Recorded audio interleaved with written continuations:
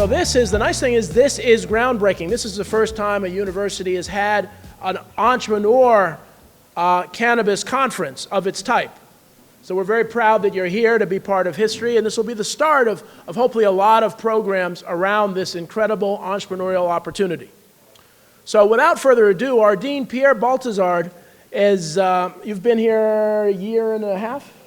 About a year and a half, and he's already made incredible waves. He was a former dean in California and Arizona, and has worked in places that have been much more friendly to cannabis than New Jersey has been, and so so hopefully we will get to where some of the other states are. But the dean is passionate about entrepreneurship. Passion about entrepreneurship is really being the current and next wave of business. So without further ado, Pierre, Dean Baltazar.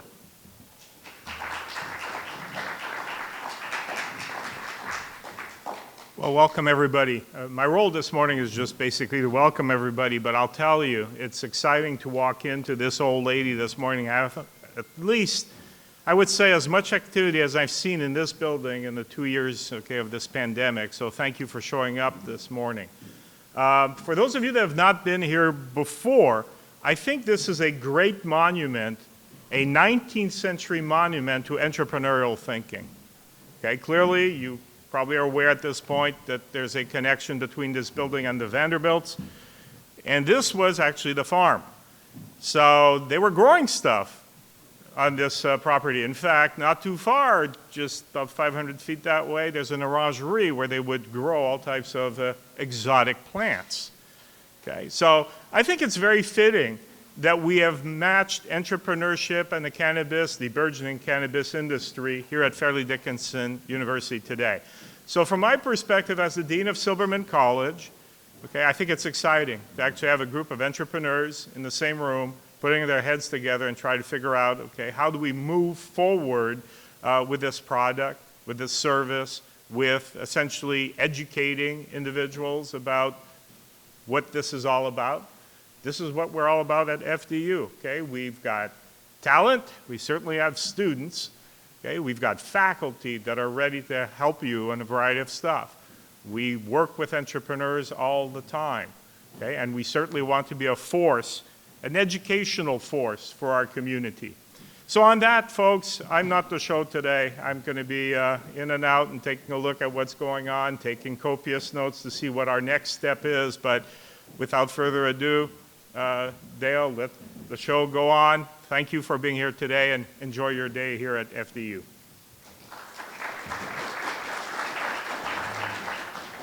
Thank you, Dean. Now I have the pleasure of introducing Diana McElroy. Diana, who I really just got to know, just a few months ago, literally a few months ago, and she is, anyone who knows her, is a dynamo.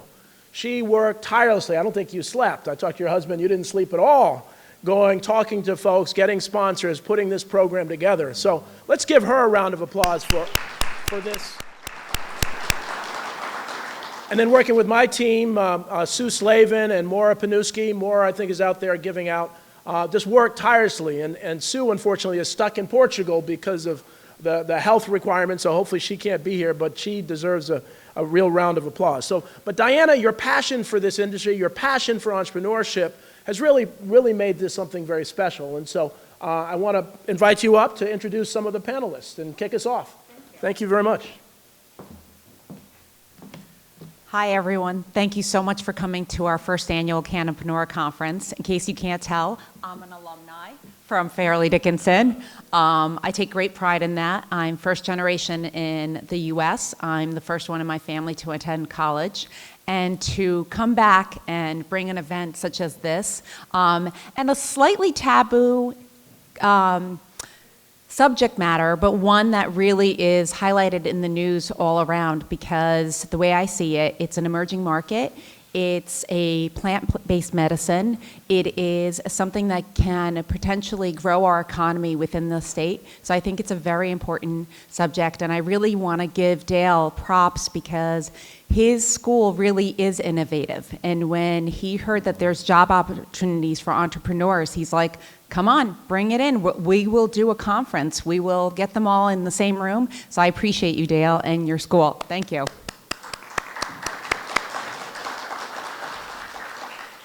At this time, I would like to introduce Sam Delgado. Glad to be here. So many people here. A couple of friends out in the audience. Like Diana said, my name is Sam Delgado. I am the vice chair of the Cannabis Regulatory Commission. Just a little bit about me. Retired Verizon executive. I've been in this building probably half a dozen times doing other presentations, but it's an honor to be here again, speaking on the cannabis industry. Real quick, because early in the morning, one of the attendees asked me, well, how long have I been in the business, And I told them, I've only been in the business since last April, because I came into this, I was appointed by the governor, and I knew absolutely nothing about the cannabis industry, all right, absolutely nothing. Except that I was a businessman. I did own at one time in the late 80s. By the way, I'm 66 years old, I'm one of those baby boomers. In the late 80s, I did own Minuteman Press of Newark, so I was a businessman. And my exposure to cannabis was in 1975, while my friends and I were hitchhiking back to our summer camp. We were actually busted on Route 17 in Orange County, New York. And this is under I don't know if anybody's familiar with the old Rockefeller Laws here. If you know about the Rockefeller Laws that were passed in New York State, I'm originally, like Diana said, I'm originally from the Bronx. If you were caught with any more than an ounce of cannabis, you serve some serious jail time, You could spend, over 10 years if you were caught, 25 years if you were caught with more. But we were arrested on Route 17 while we were hitchhiking. This is how much, American culture has changed. Back in the day, you were able to hitchhike. We started out on the George Washington Bridge with a little sign, and people actually picked us up, It's a whole strategy. If you want to know a strategy about hitchhiking, talk to me afterwards. I'll tell you how we used to hitchhike back in the day. But anyway, long story short, we get arrested in Florida, New York. I always remember this. Florida, New York, on Route 17. We get taken into, we're put into the state trooper's car. There's 4 of us, 2 guys and 2 girls. And the state trooper actually found an ounce in one of our backpacks, right? And I'm handcuffed to one of my good friends who actually became a school teacher in New York City and had to get her record expunged years later when she became a school teacher. And she's next to me, and I'm handcuffed to her, and she goes into her pants and pulls out another ounce of cannabis and hands it to me, and I say, the heck do you want me to do with this? Okay? Because now we're in the 2-ounce territories, and now we're talking about some serious jail time, all right? Remember, this is the Rockefeller Laws. You can look it up, Wikipedia it, all right? So what I did, like any nervous person would do, I take the bag, the ounce, and I, take it and I stuff it underneath the seat of the state trooper's car. So years later, I'm thinking to myself, how many ounces of dope must be in these state troopers' cars over the years, or other kind of paraphernalia. But anyway, that's my exposure to the cannabis industry. That's all I knew. Okay, so I can honestly say that I am the only commissioner on the board that's actually I spent 4 days in lockup, all right? Never told my parents, by the way. Everybody else called their mothers and fathers. They got them out like that night, but I refused to call my parents. Who I called was a good friend of mine who at the time was at Fordham Law School, all right? And he got the bail money up and all that good stuff and got me out. But that was 4 days in lockup, and believe me, lockup back then, and I'm sure lockup now is no fun. They take your shoelaces, they take your belt. I had to do cleanup, the whole bit. So that was back in the day, and I ended up here today. So American culture has changed a lot in the last 47 years. Okay. So with that, let me start my little presentation here, okay? Thank you very much for listening, by the way.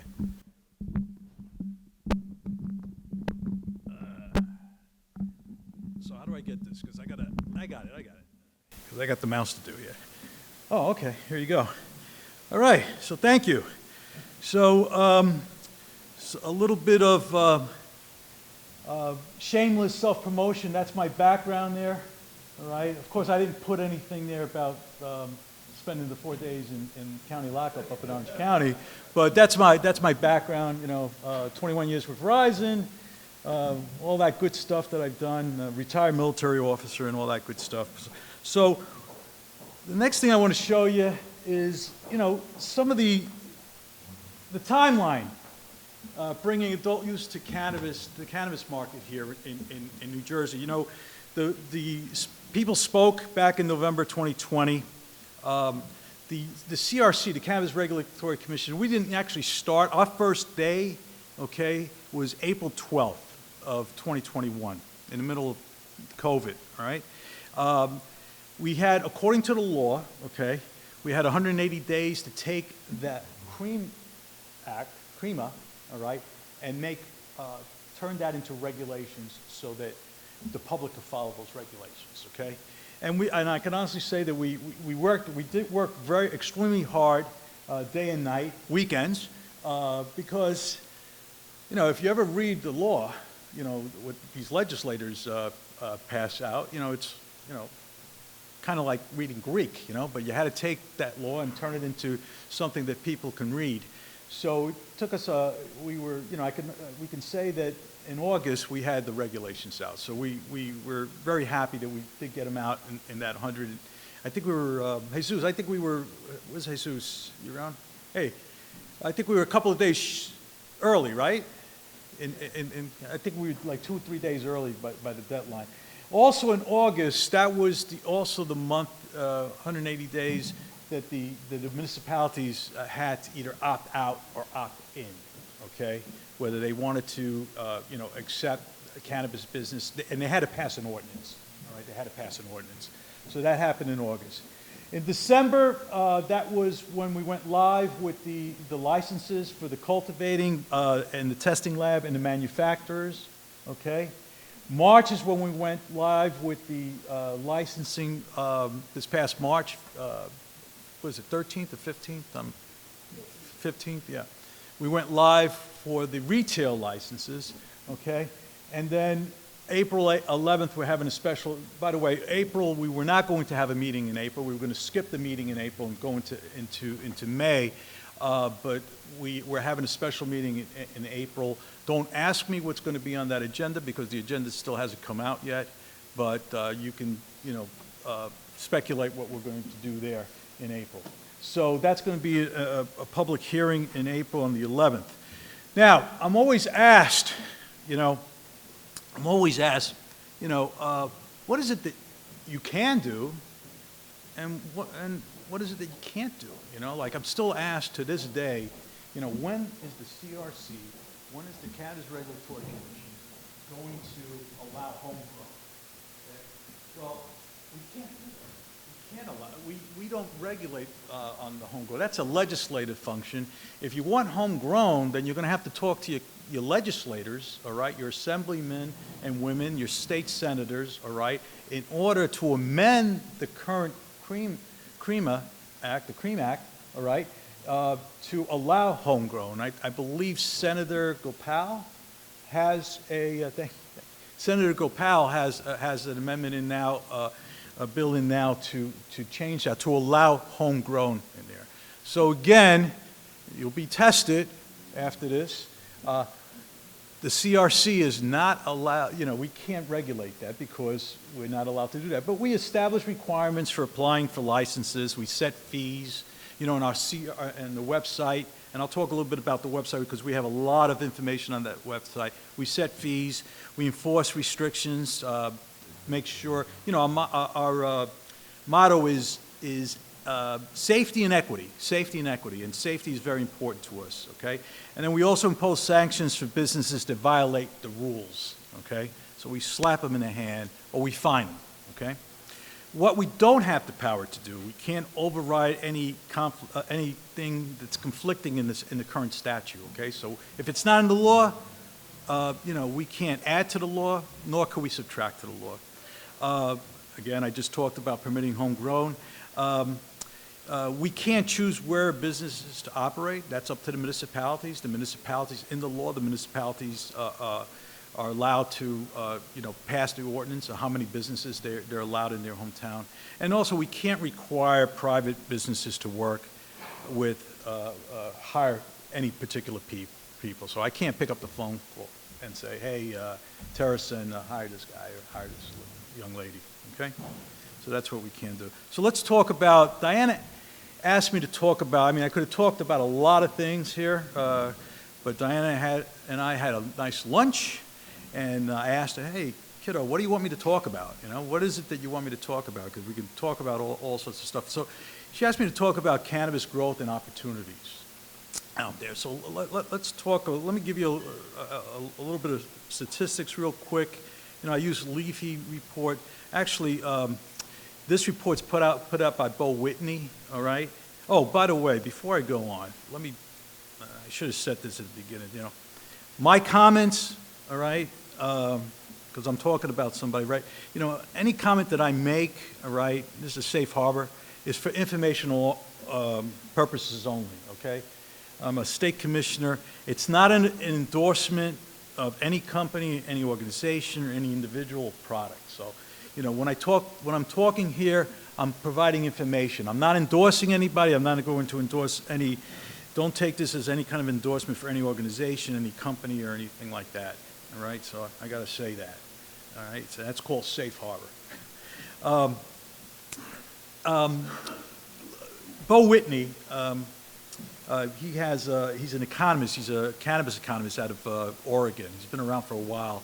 As a matter of fact, I just talked to him the other day. He's speaking before I spoke to him the other day. He said he was speaking before the United Nations next month. You heard that, right? Yeah, he's speaking before the United Nations next month, and he advises prime ministers and presidents all over the globe. He goes to Africa and advises African nations on their cannabis industry, and he speaks to the president of Mexico about their cannabis industry, and also the prime minister up in Canada.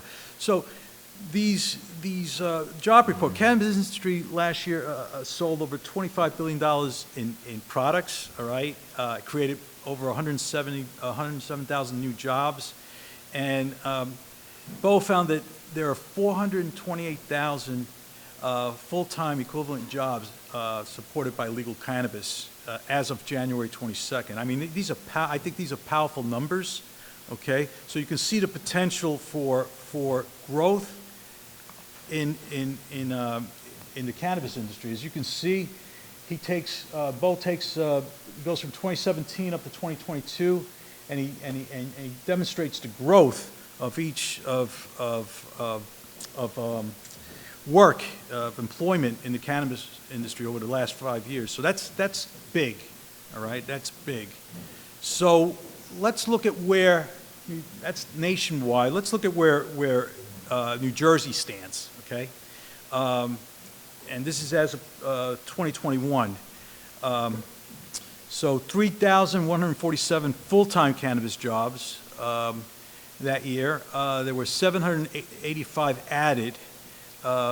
There was 189 million in cannabis sales, and that represents 24% growth in sales of cannabis. If you look at the bottom here, you can see the relationship of cannabis workers, industry workers, currently in New Jersey, 3,147, and this is by the data by the U.S. Bureau of Labor Statistics. So Bo was very specific on the data, and I love data because it really captures and really gives you an insight. And also what data does, it helps you minimize risk. Right? It helps you, if you're an entrepreneur, right, you want data because that's what's going to drive your business. Okay? So this is the relationship between, aerospace engineers, dentists. There's actually more cannabis industry workers in the state of New Jersey than there are telemarketers and dentists. I thought that was an interesting fact. So a couple of New Jersey, some data to consider in New Jersey that I want everyone to be aware of. I think it's key here, okay? In New Jersey, if New Jersey licensed as many dispensaries as Pennsylvania and Florida, and both saying roughly one per every 4 million, there's a typo there. There should be right now operating in order to, and this is in the medical field, okay? It doesn't have, this data is not recreational. This is medical, all right? There should be 125 operating dispensaries today, okay, as opposed to 23. Currently, there are 23 operating dispensaries in the state of New Jersey with the existing multi-state operator. In order to kind of mitigate, he's talking about mitigating the illicit marketplace. You hear that, Ed? He didn't hear, you hear that, Ed? He's not listening to me, that's okay.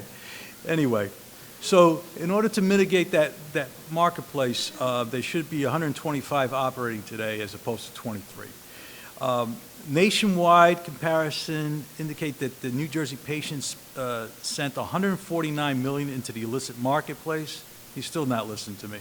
Last year, simply because they lack reasonably priced medicine and nearby dispensaries. So dispensaries are, you know, they're dispersed all over the state. There's only 23 of them in the state.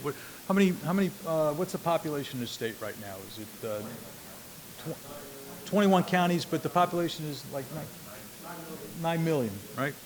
So in order to service that, on the medical side, I'm not talking about the recreational side, there should be, all right, 125 operating dispensaries today. I think that's an important statistic. However, he also goes on to state that with a strong rollout of the state licensed adult use cannabis stores in 2022, New Jersey could effectively, and I said that before, mitigate much of today's illicit market into the legal regulated system. And that's what the CRC, that's what the law, the CREAM Act is supposed to do, all right? So drive that illicit marketplace into the legal system. That's what we want to see. Within 4 years, the state could see $1.7 billion in total recreational and medical sales and support 25,000 jobs, all right? So that's another 22,000 jobs on top of the 3,000 that we already have. So that's the kind of growth we happen. But for that to happen, these stores must actually exist. They don't exist today. And New Jersey cities and towns must welcome the cannabis business, tax-paying entrepreneurs. And Dale, this is up your alley, the entrepreneur. Instead of opting out, and by opting out, you're actually supporting the illicit marketplace. Right? I mean, it's already there, towns, you know. So, I'm going to stop there for a second before I go on. Any questions or anything like that? Yes, sir. So the deadline for the opt-in, opt-out has already passed, right? So what are the numbers on the opt-in, opt-out? Oh, I don't have those numbers, but I have them on my website. They were saying like 70% of the people, folks, they opt.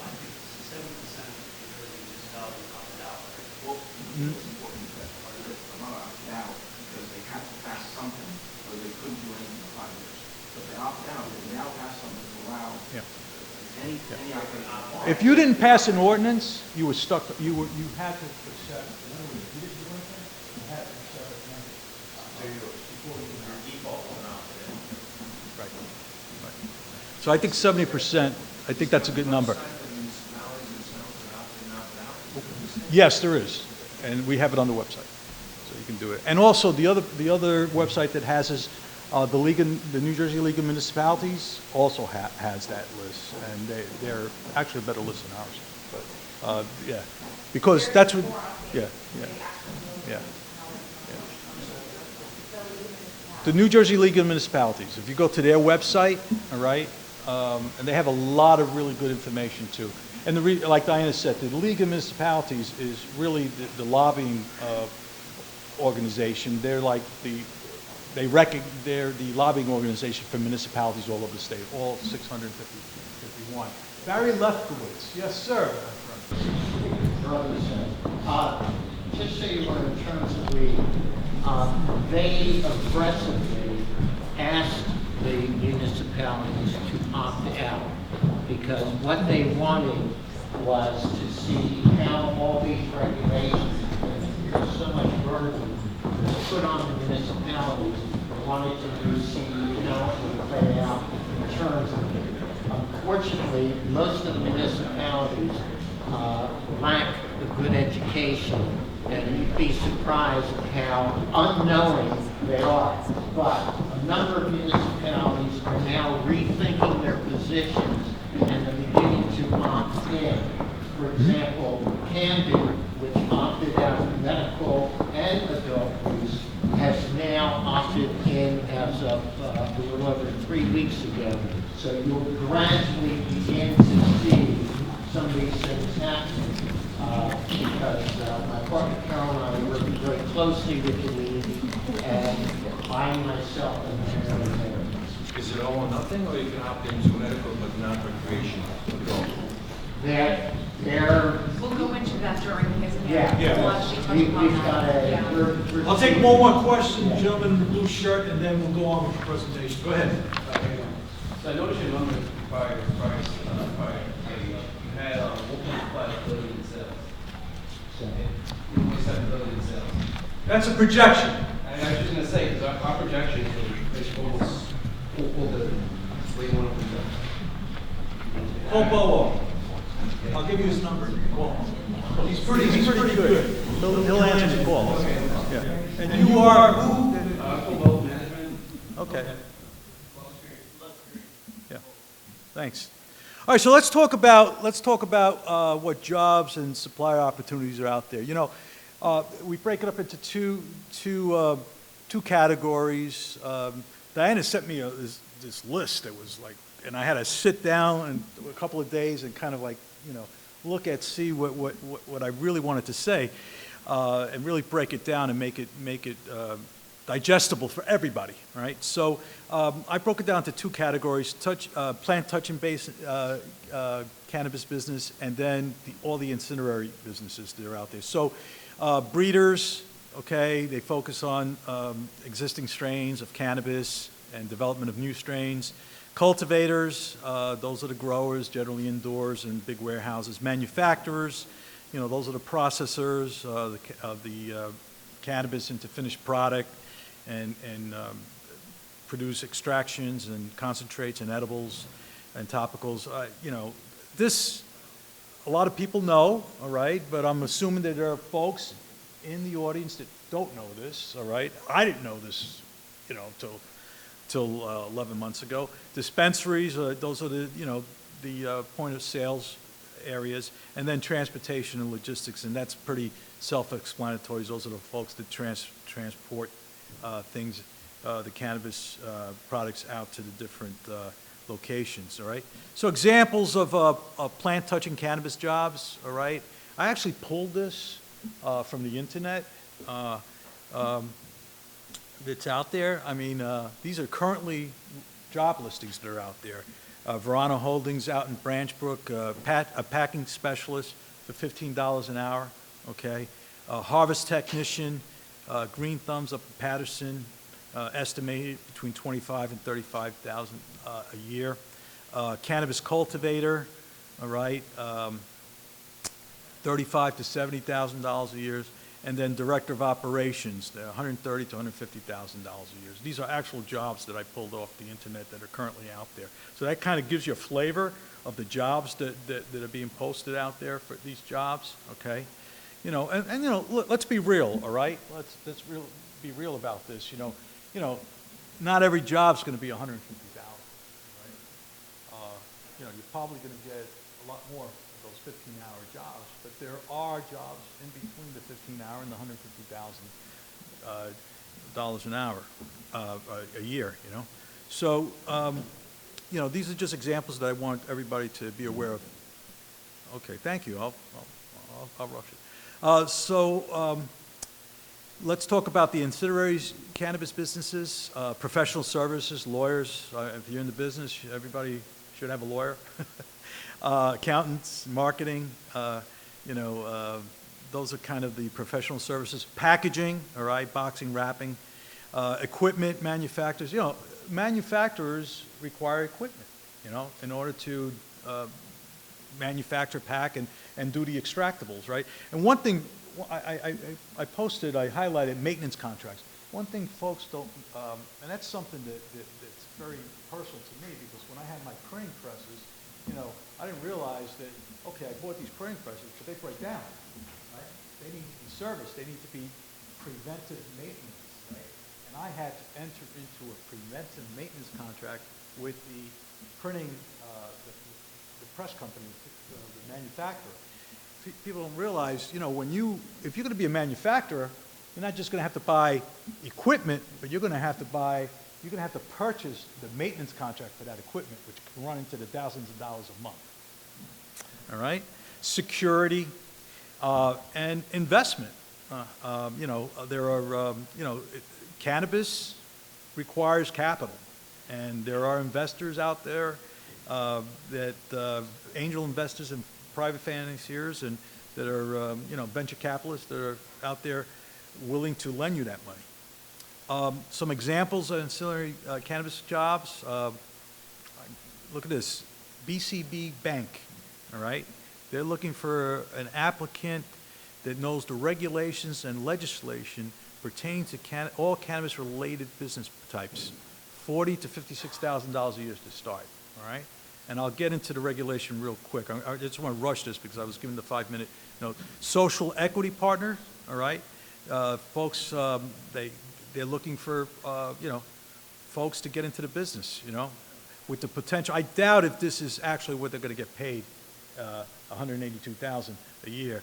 I think that's the potential, all right? So you got to understand, you got to read some of this stuff and understand. Security specialist, there's your $16 an hour job, and then there was actually a posting for a medical doctor, okay? $200, up to $200 an hour for a medical doctor, okay? So just moving forward, what I wanted to provide today was some tools, all right? And this is actually this is my first speaking gig here. Thank you, Diana. Thank you.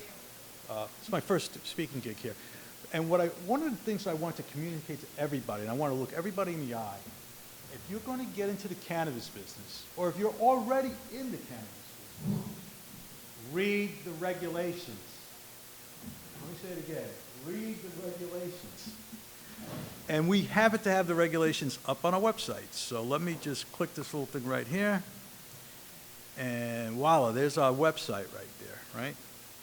And if you go to, I'm going to take. It's not showing? But you know what, I would suggest that everyone take a picture. Okay. Because this gives you the link if you're interested, so you have it for reference. Yeah. Yeah, I will ask Sam for a copy of this. Yeah. That's interesting. We need better technology next time. That's my feedback to you. Not a problem at school, that's why I wanted to look at Yeah. that.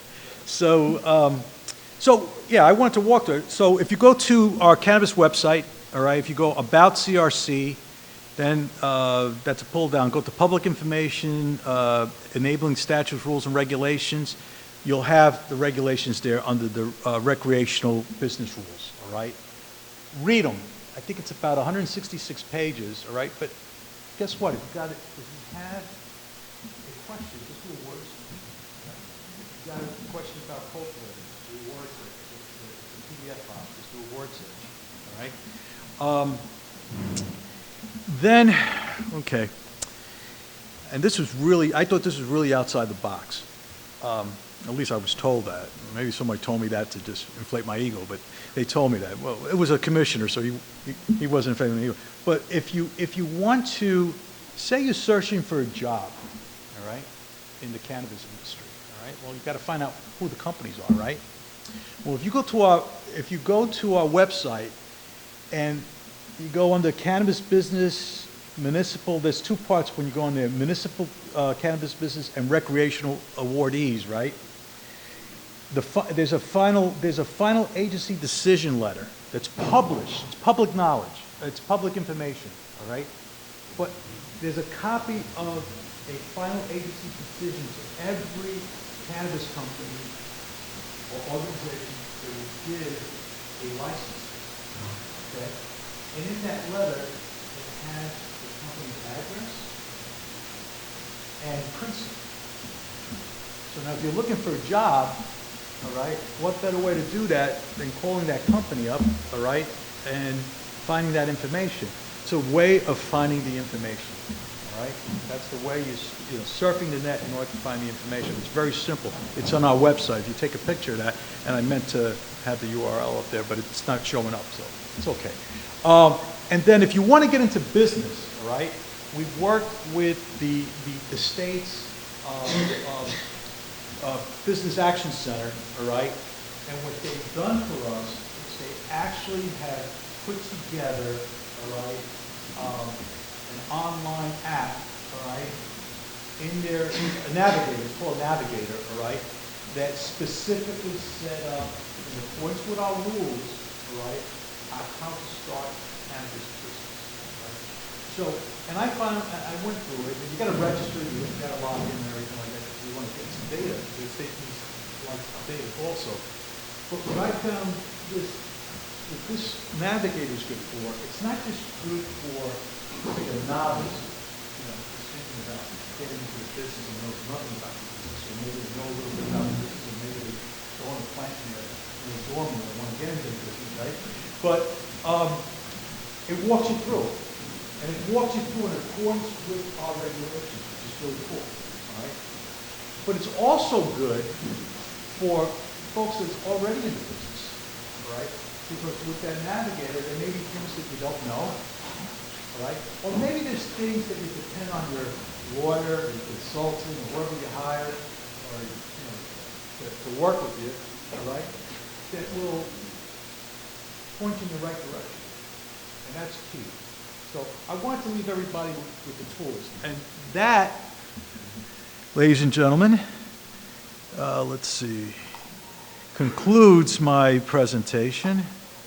And of course, I'm having a little problem. There you go.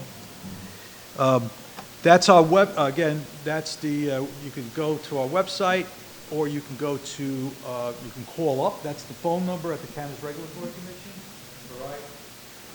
Call that number, you talk to a young lady by the name of Kenya, say hello to Kenya, tell them that Commissioner Delgado said it was okay to call, all right? If you have any questions, all right?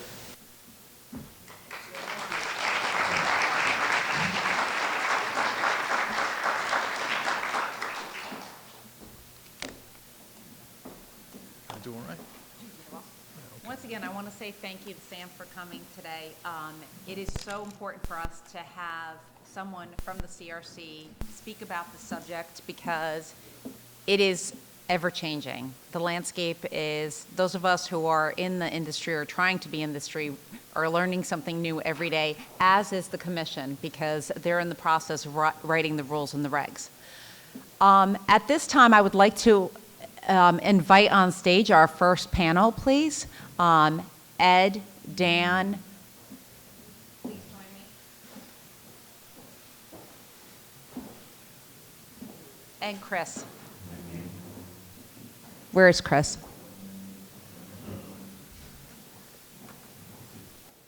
And I'm going to be talking while they're walking up because I'm going to explain. That was such a Polish blonde move. I just closed the laptop. Can I fix it? I might need my friend Rob to fix it for me.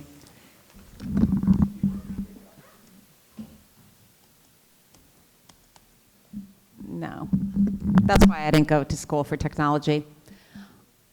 The reason I invited these gentlemen here today and starting off the discussion and the panel is because when I got into this industry, I realized quickly that the legacy market, which is what it represents, is really, you're in the wrong spot, but I won't make you move, is really what kept the industry going. You know, they got punished for growing the plant, but they are the ones who kept the knowledge base and kept the industry growing. the patients were the ones who realized that this is something really good for us, and why is this being kept from us? And they decided that they were going to, have campaigns and talk to their legislators. And then my friend Dan was up here because he is an activist and also a journalist within the space. And it's important to give voice to the industry. It's important to follow what's happening within the industry, because then, I'm going to say, commonplace people who never really cared about cannabis before, all of a sudden got interested and were like, hey, you know what? It helped my grandfather. It helped my dad. It helped, my dog with CBD. And I think their discussion points are very important. So, Ed, what happened to hold on, let me give you guys mics.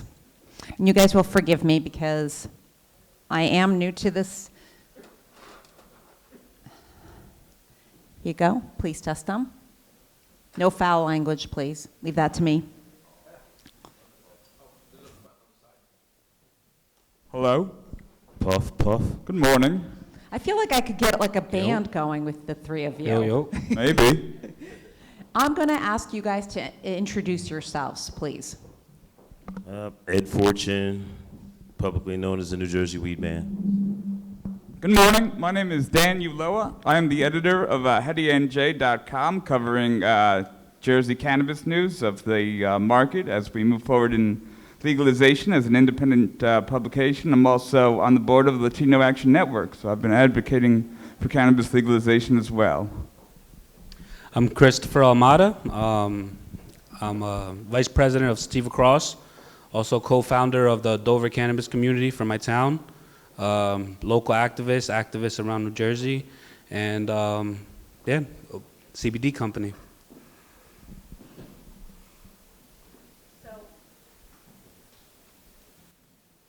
Ed, can you please share with us what your experience has been in the cannabis space, what you had to go through? You are someone that we call legacy. It used to be called the black market, but because of derogatory meaning behind it, we now call it legacy market. So can you share with us what your experience has been? Well, that'd take an hour. Okay, so give me a quick synopsis. All right, but I can't believe I'm at Farley Dickinson University talking. I can't believe I invited you.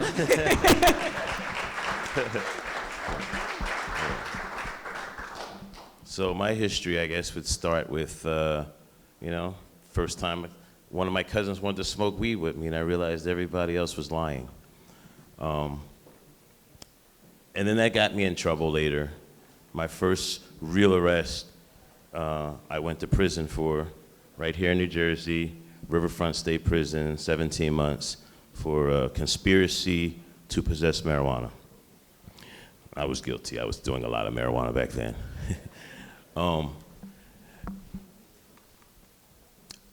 From my point of view, though, this war on drugs was directed at people, okay? And these people were running businesses, illegal businesses. Me, myself, when I went to prison for smuggling marijuana from Arizona to New Jersey. I went to prison for distributing marijuana. Nowadays, times have changed. And to me, it's amazing. I want to be a part of this new legal aspect, but I'm still very entrenched in the black market. Which, by the way, the black market supplies over 90% of the marijuana that's consumed in this state. And I find it amazing sometimes to be reading things and reading about the cannabis industry, and it's like the biggest entity in the marijuana industry, and I like using the word marijuana too, I very rarely use cannabis, is the black market. I feel like I'm sitting up here, I'm more representing the black market than I am corporate America. I do see what's coming. I am happy that things are changing, but I really do think that the black market, the legacy market, is being excluded. The way the laws are being written, yes, there's an effort to bring the legacy market on board, but there's just, I don't think it goes far enough. I think it should be more of a free market system. Even the licensing issues, yeah.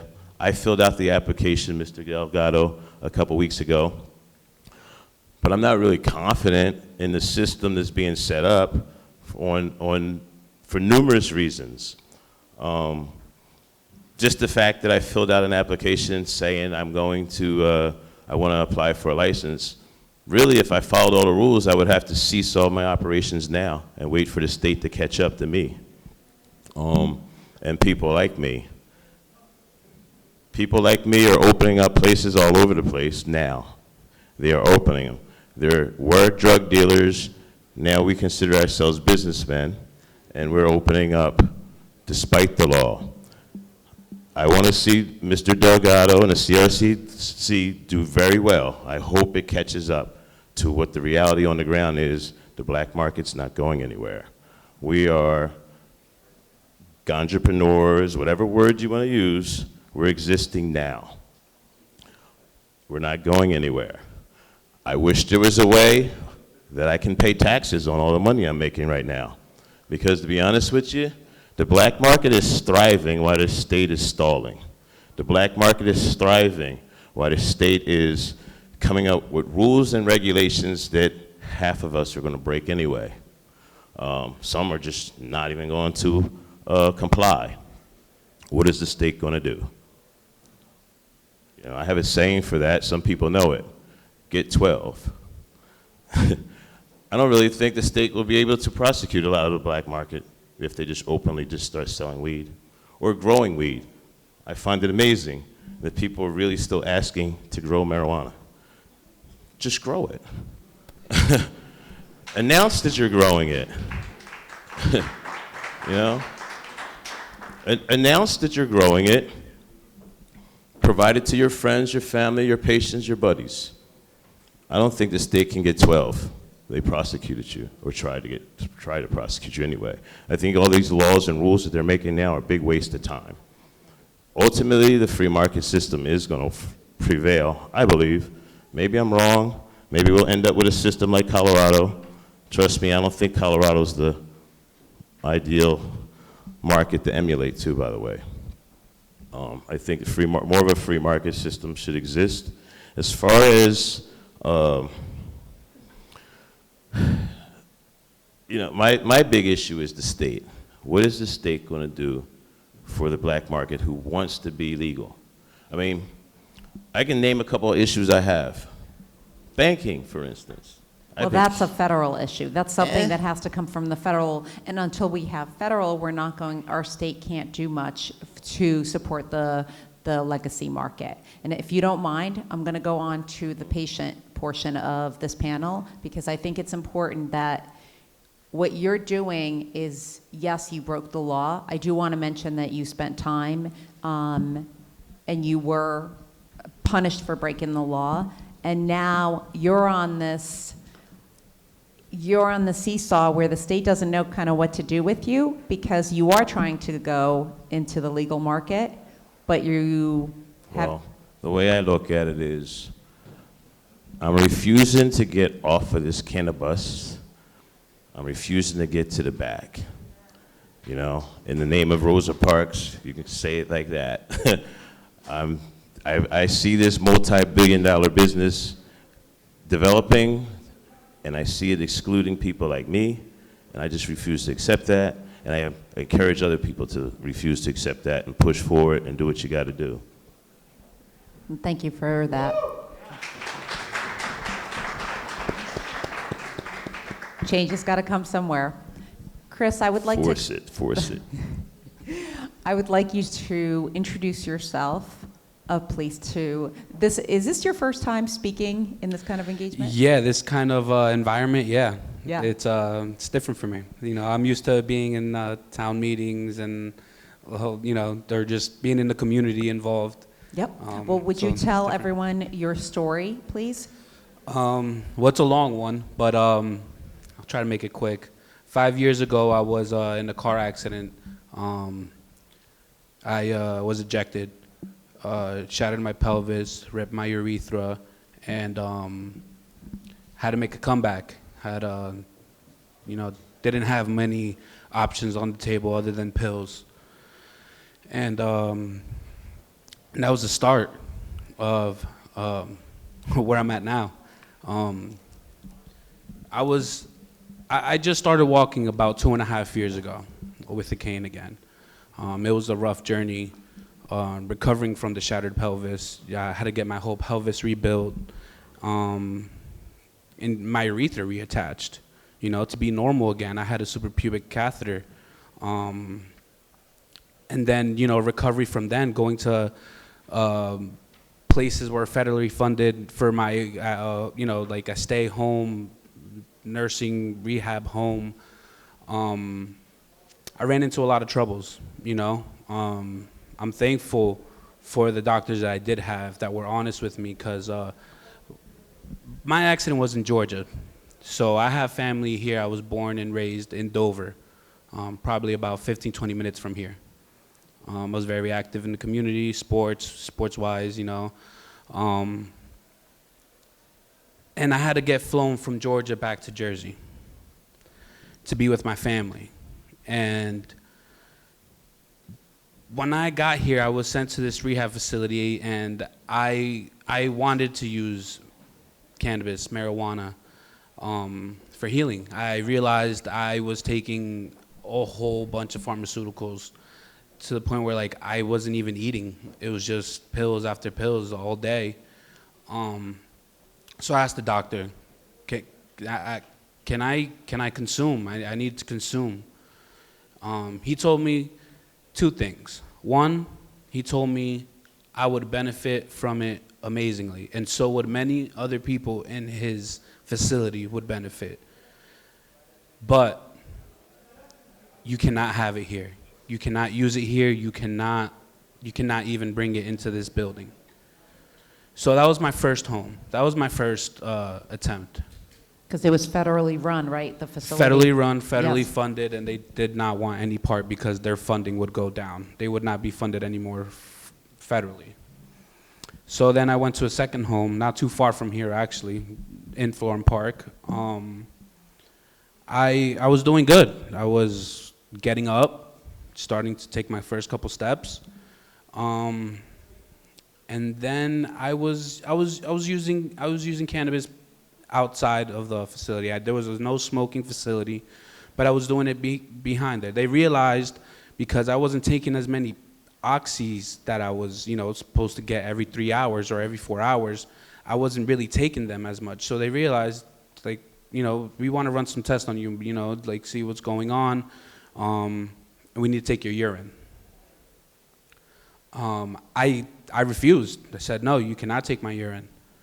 But since I had a suprapubic catheter tube, I had no control over it. My urine just went onto a bag without any control. So at nighttime while I was sleeping, they took my urine, and I had to leave that facility. It was rough. Had to,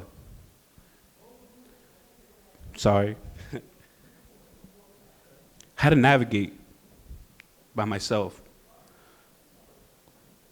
I'm 28 now. 5 years ago, I was young, in a wheelchair for the first time in my life, seeing life from a different angle, perspective, and view.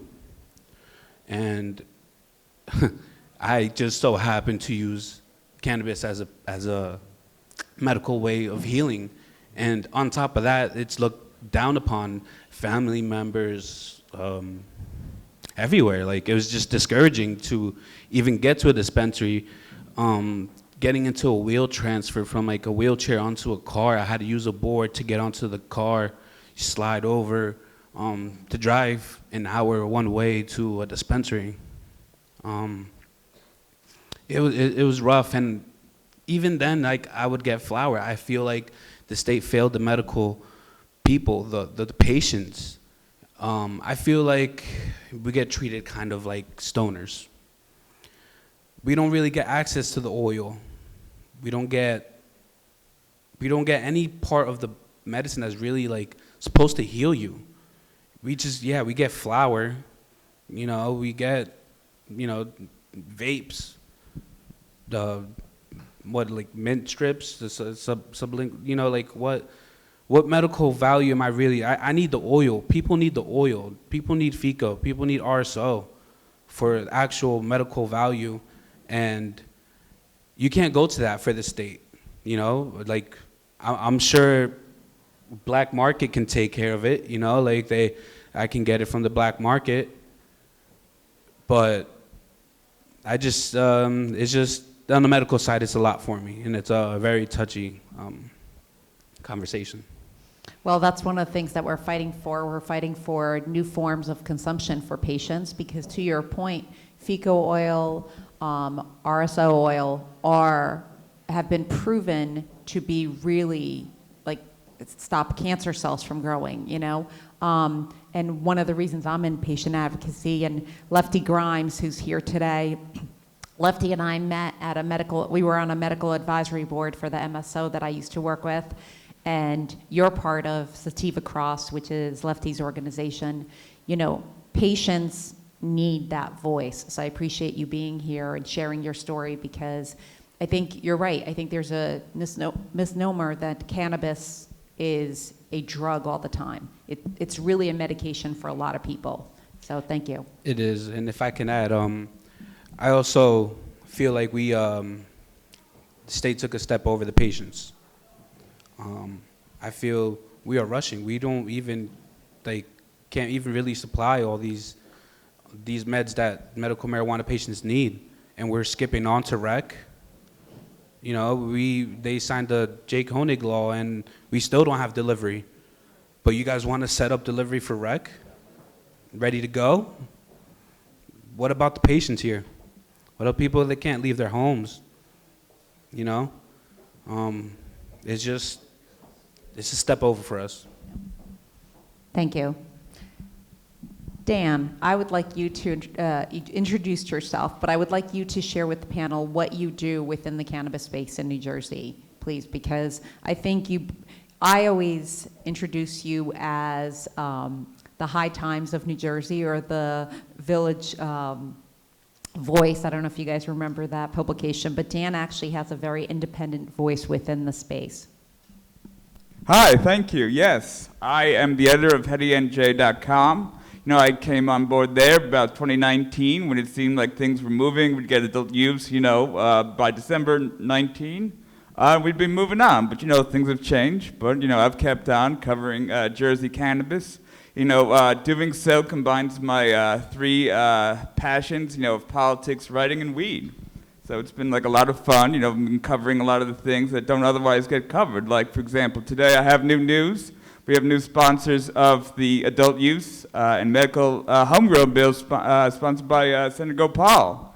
A former Burlington County sheriff supports it. So, you know, it's been really fun covering that. It's been fun covering Ed here and those inspired by Ed and the legacy market. And there have been several of them that have wanted to do that. And it's been really interesting because the now NJ Senate President Nick Scutari said this would happen if the bill didn't pass on time, that we would have a gray area and we would have a gray market, and that's exactly what happened when the bill passed about a week after my birthday, around President's Day.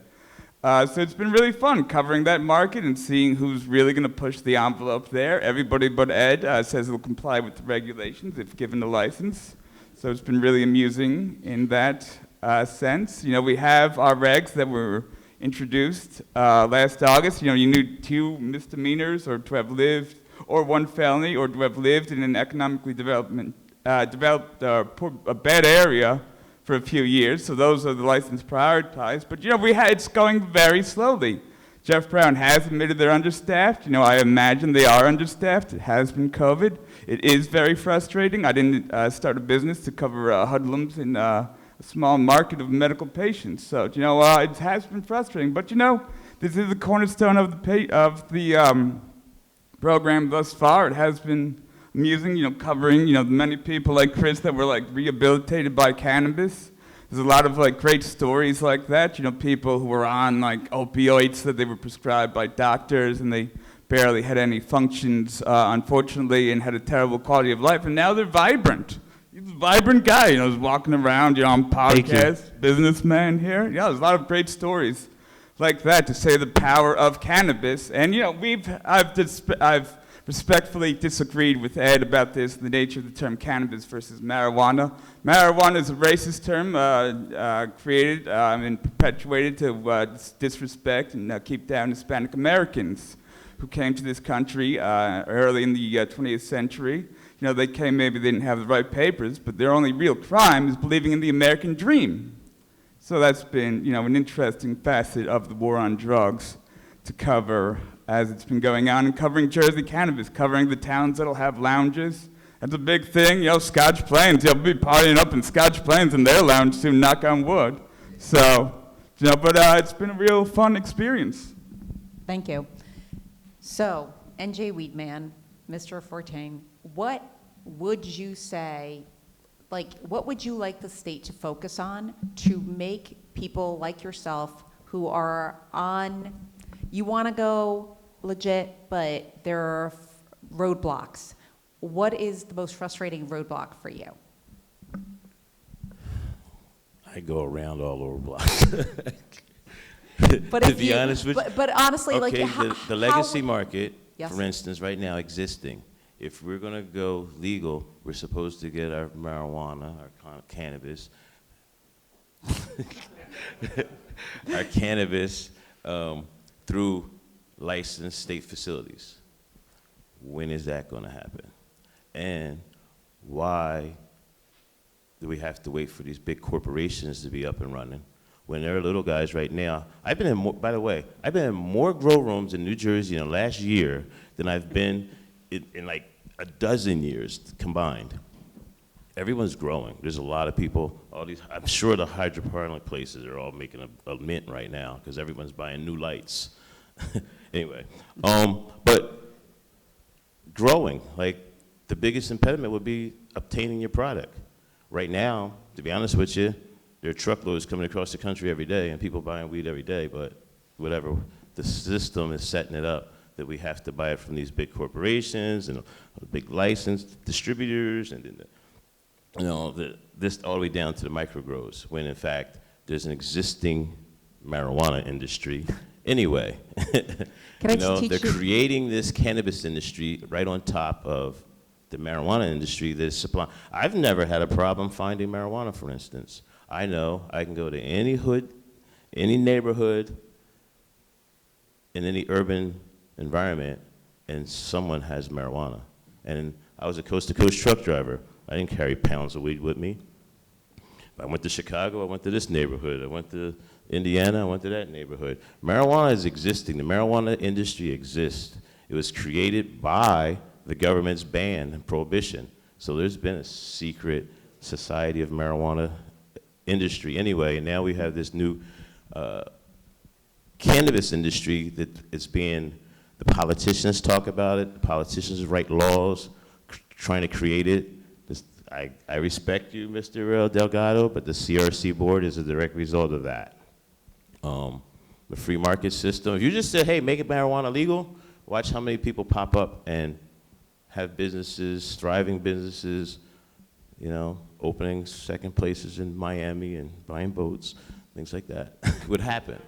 Well, hopefully we get a free market system once we go federal. Yeah, it's not going to happen. It's already corporate America's taken over. That's what's happening. Even little guys in here who are striving to be legal, I get it. I want to be that too. But the corporations are already paying the politicians to write the laws for them. These big corporations are dictating how our laws in the state of New Jersey are being written.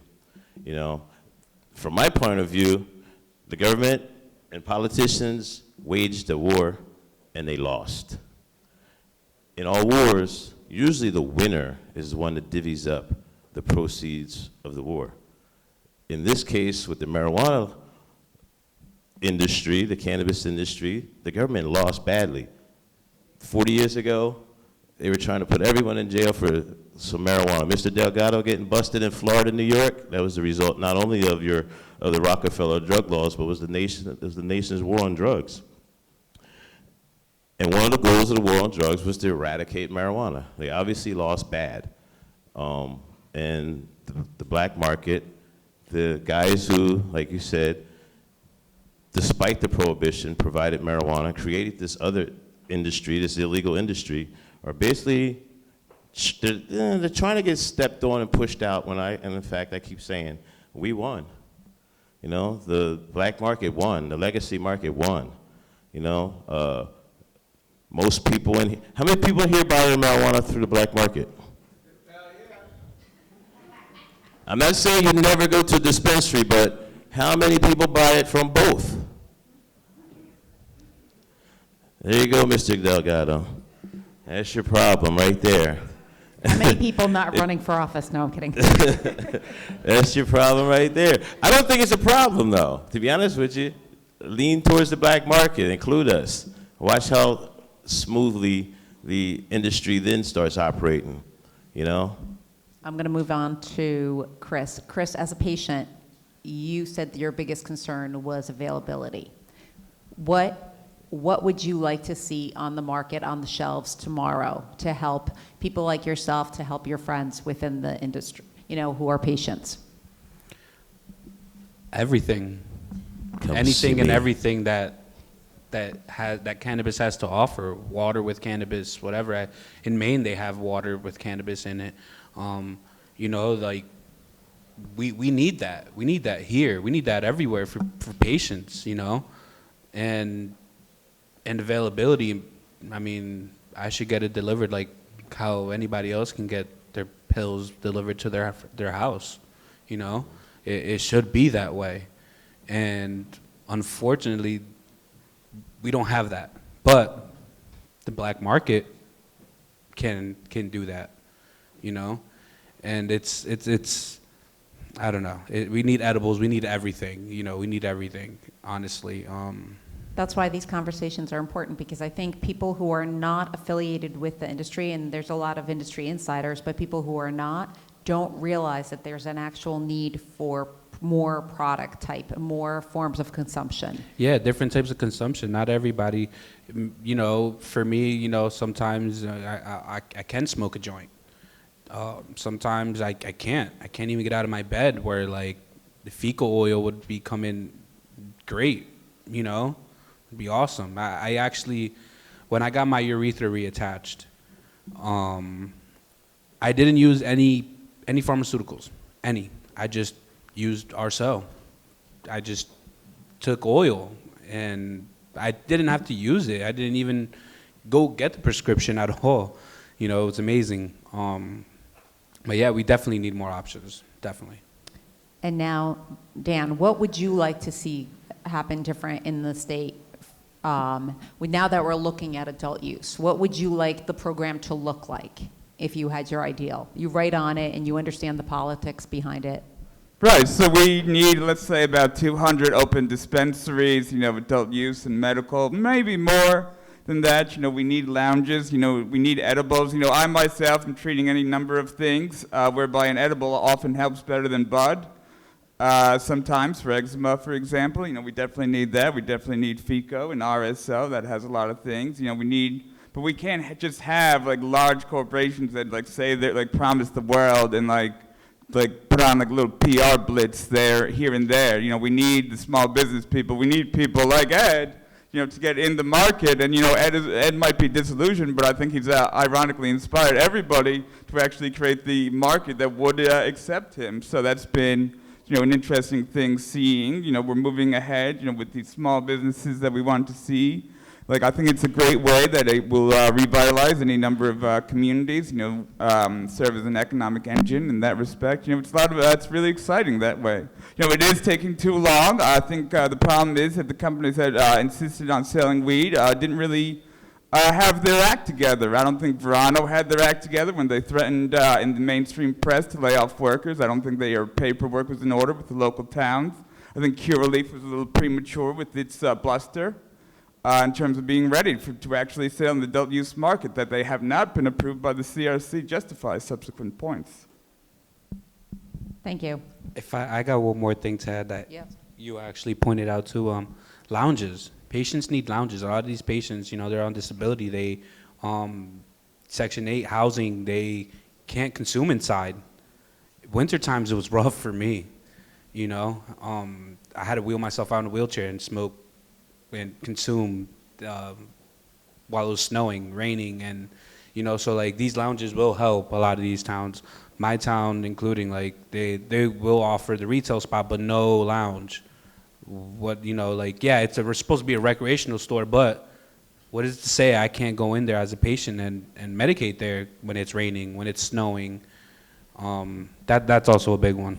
See, those are the type of rules I'm talking about. No, I learned that. I always thought of a consumption lounge ignorantly as something fun, as like a bar to go. And then when it was pointed out to me that it actually is a need for patients who live in federal housing. I'm sorry. It's also like social equity. Patients need equity too. It's not, you know, like, yeah, Ed deserves his equity, of course, you know, but like I feel like as patients we are left behind. We're supposed to be putting the last first. And Are we? the people we are not doing that. We are putting the people who are behind the line and putting a little step to go into my wheelchair and I can't get over because there's just 2 inches of a step that I can't just get over that hump. Yep.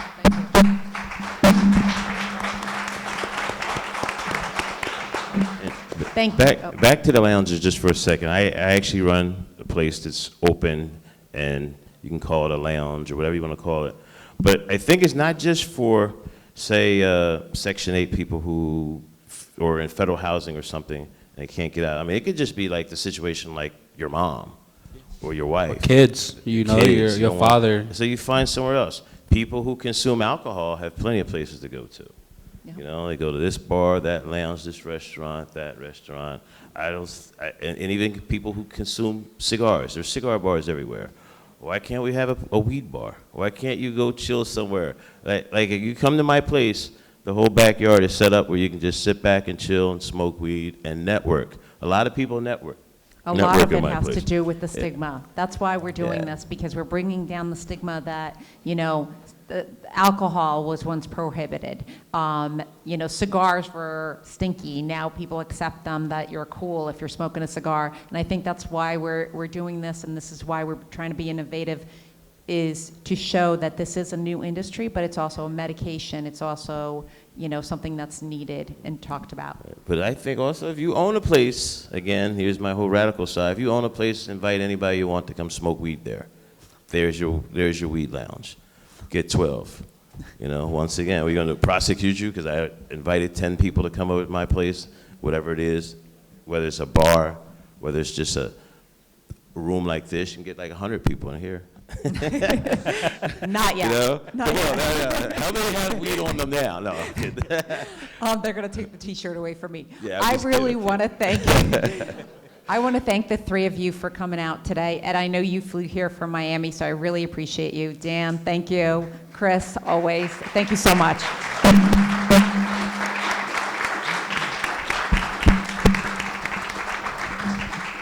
We're going to invite our next panel to come up.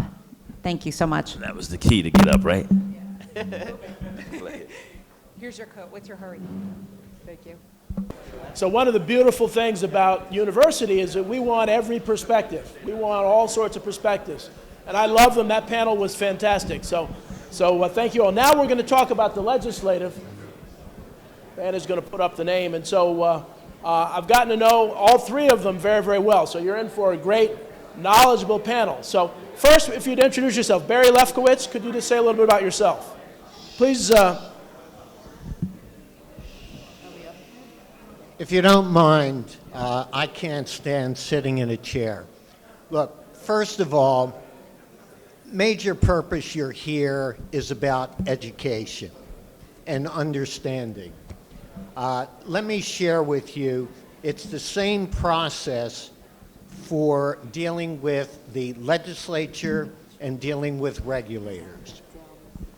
4.5 years ago, my partner Carol and I embarked on a journey to work with the New Jersey legislature because we actually helped with part of the law and with some of the regulations. 4 years ago, in fact, this week, we took a busload of New Jersey legislators to a client of ours called Remedy in Columbia, Maryland, which was a state-of-the-art dispensary, because most of the legislators had no idea what a real dispensary looked like. And what was amazing is that many of those legislators were skeptical. But after seeing that facility, and after meeting with the staff who helped educate them about products, many of them became proponents for the adult use, because 4.5 years ago, New Jersey had already embarked on the medical. And yes, there are deficiencies, but those deficiencies will play out as other people step up legislatively, and we're working with the CRC and the legislature right now. Secondly, we took a busload of mayors and law enforcement officials to Remedy in Columbia. Reason is, most mayors, throughout the state, were very skeptical about the idea of having marijuana, or we try to clean it up and call it cannabis. Those mayors and law enforcement officials, after seeing a state-of-the-art facility, became educated and knowledgeable, and many of them became strong proponents. A good example is Carol and I work with the mayor of Somerdale, Gary Passanante. He and I served together 30 years ago as mayors, and he's still mayor. And he was totally against having marijuana in Somerdale. After that trip, once again, it's all about education. After that trip, he became a strong proponent, and we have clients in Somerdale who have applied for licensure. Now, Carol and I are very fortunate. We have had clients licensed in medical, and we've had clients who just were in the original 68 that just came down. But the key is, and the big problem is, resources. I've been doing this for 45 years. Obviously, I was a child when I started. But I've been doing this for a long time, and there's what we have always fondly referred to, the law of unintentional consequences. And that is that often the legislature passes legislation and doesn't fully realize the impact of that legislation and sometimes the shortcomings. I'm sure many of you are finding that there's some serious problems. One, you're having a hell of a time trying to find a property because the legislature never anticipated that there was going to be so few communities that opted in. Fortunately, that's beginning to turn around because now the mayors, through education, Carol and I travel throughout the state. We have been asked to do seminars for councils and for the public to help educate them and understand the implications of what all of this means. It's important to realize, one, we know you're facing a difficult road. Two, because people now are asking prices for property and leases that are just outrageous. And unfortunately, legislature never anticipated that. Secondly, many of you do not have the exposure to all the resources that you need in order to be successful and to be able to help you write. Even though the CRC came out with all these regulations, and I have the big pile of the regulations, I have the law. We spent an hour and a half recently with the CRC. In fact, it was Sam, who happens to be a longtime friend, and the chief of staff of the CRC, explaining to them the ambiguities. It was Carol, Greg Hilzer, who is our attorney expert, spent an hour and a half having to help explain to the CRC that the rules that they had put out were very ambiguous. And when it's ambiguous, it makes it difficult for you. But once again, having the right attorney, and you know, the sad thing is, every single damn law firm in the state suddenly has a cannabis group, and they don't know anything. So having exposure to the right people is important. Having the right writer, knowing an accountant who knows what they're doing to help you. Having Barry, could you, because we want to let the other panelists go. I'm sorry. I get wound up. I know you're wound up about it. Yeah, but I know, Carol, you're going to pick up on this. I have to say, Barry is small but mighty. He just takes over. I'm impressed. Great stuff.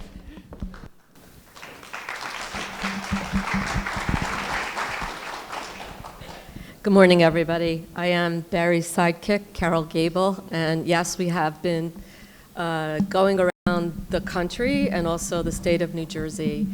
And my background is with the State Chamber of Commerce, both in New Jersey and Delaware, working with many governors, many legislators, many departments, and trying to untangle Christmas lights. And I know that everybody is really frustrated. There's promises made and promises not kept, right?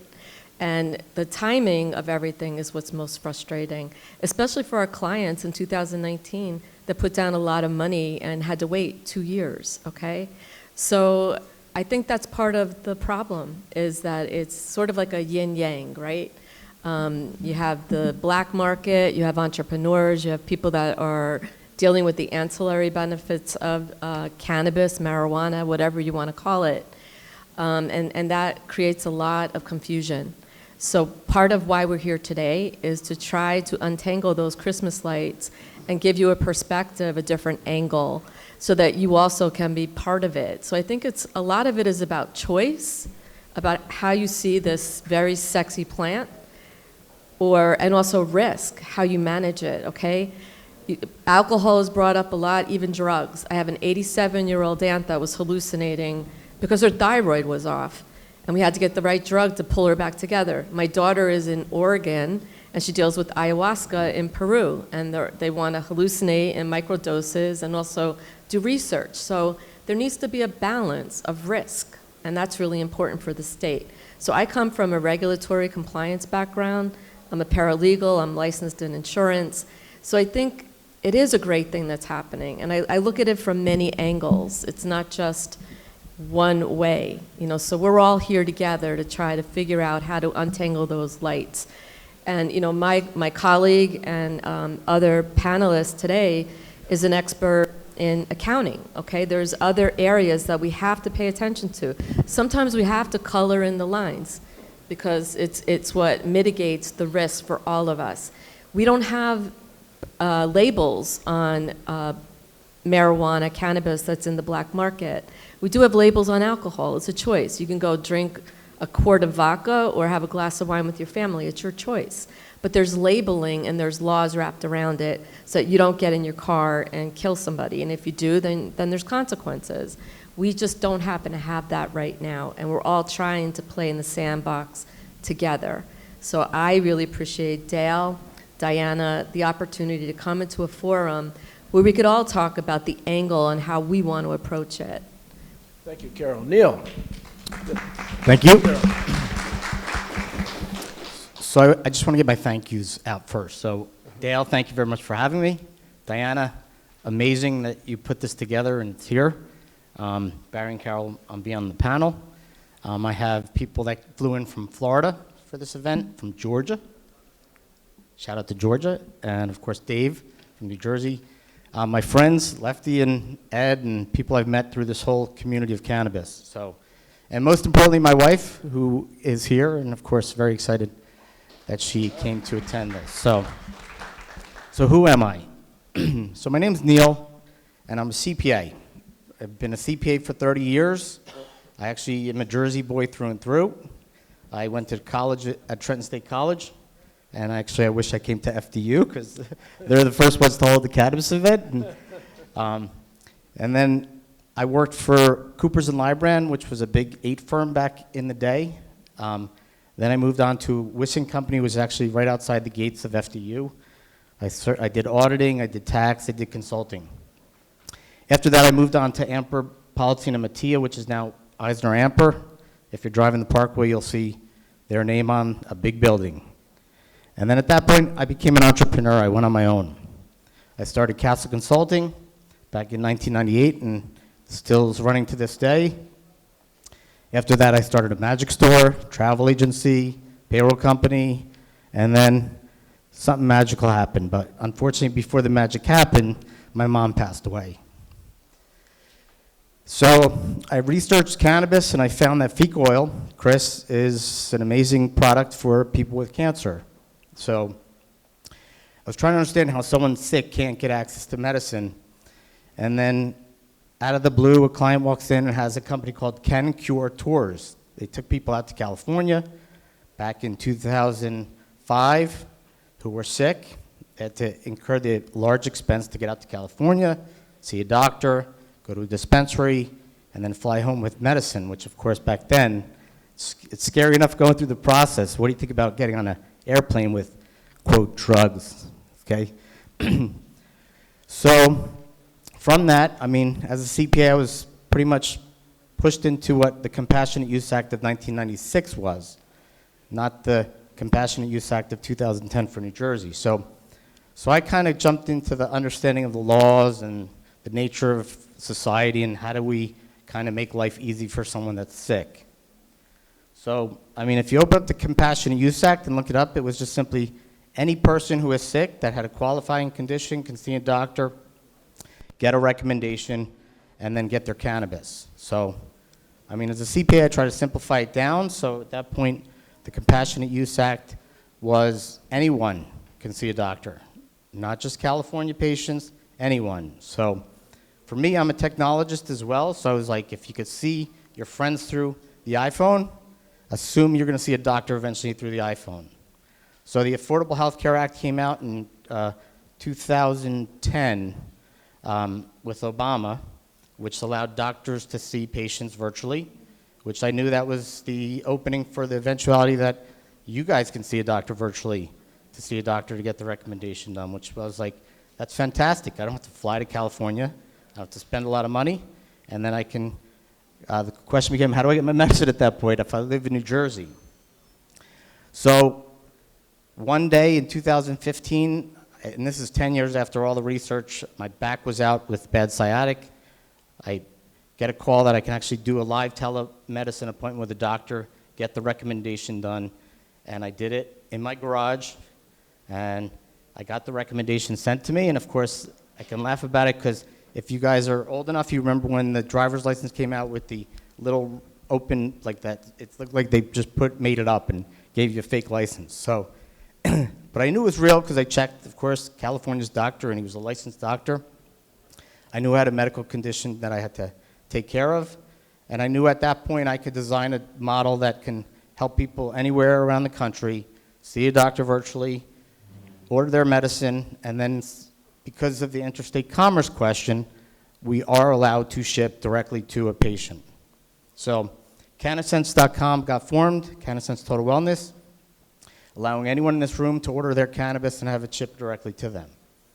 So that took off. I mean, it was mostly the questions of how do you do this and how do you believe that it's correct. So, I mean, if you stay up as many hours as I do and research the language of these laws and the ideas of the words are important, you're allowed to. And that's how our program started and has been running. And we've helped over close to 10,000 people around the country. We get calls from people in West Virginia in a house that they don't want to come out of because they have a sickness. And we teach them how to do the doctor's appointment back then, and then just to order their cannabis and have it show up. And for Chris, you can get your fecal oil shipped right to you.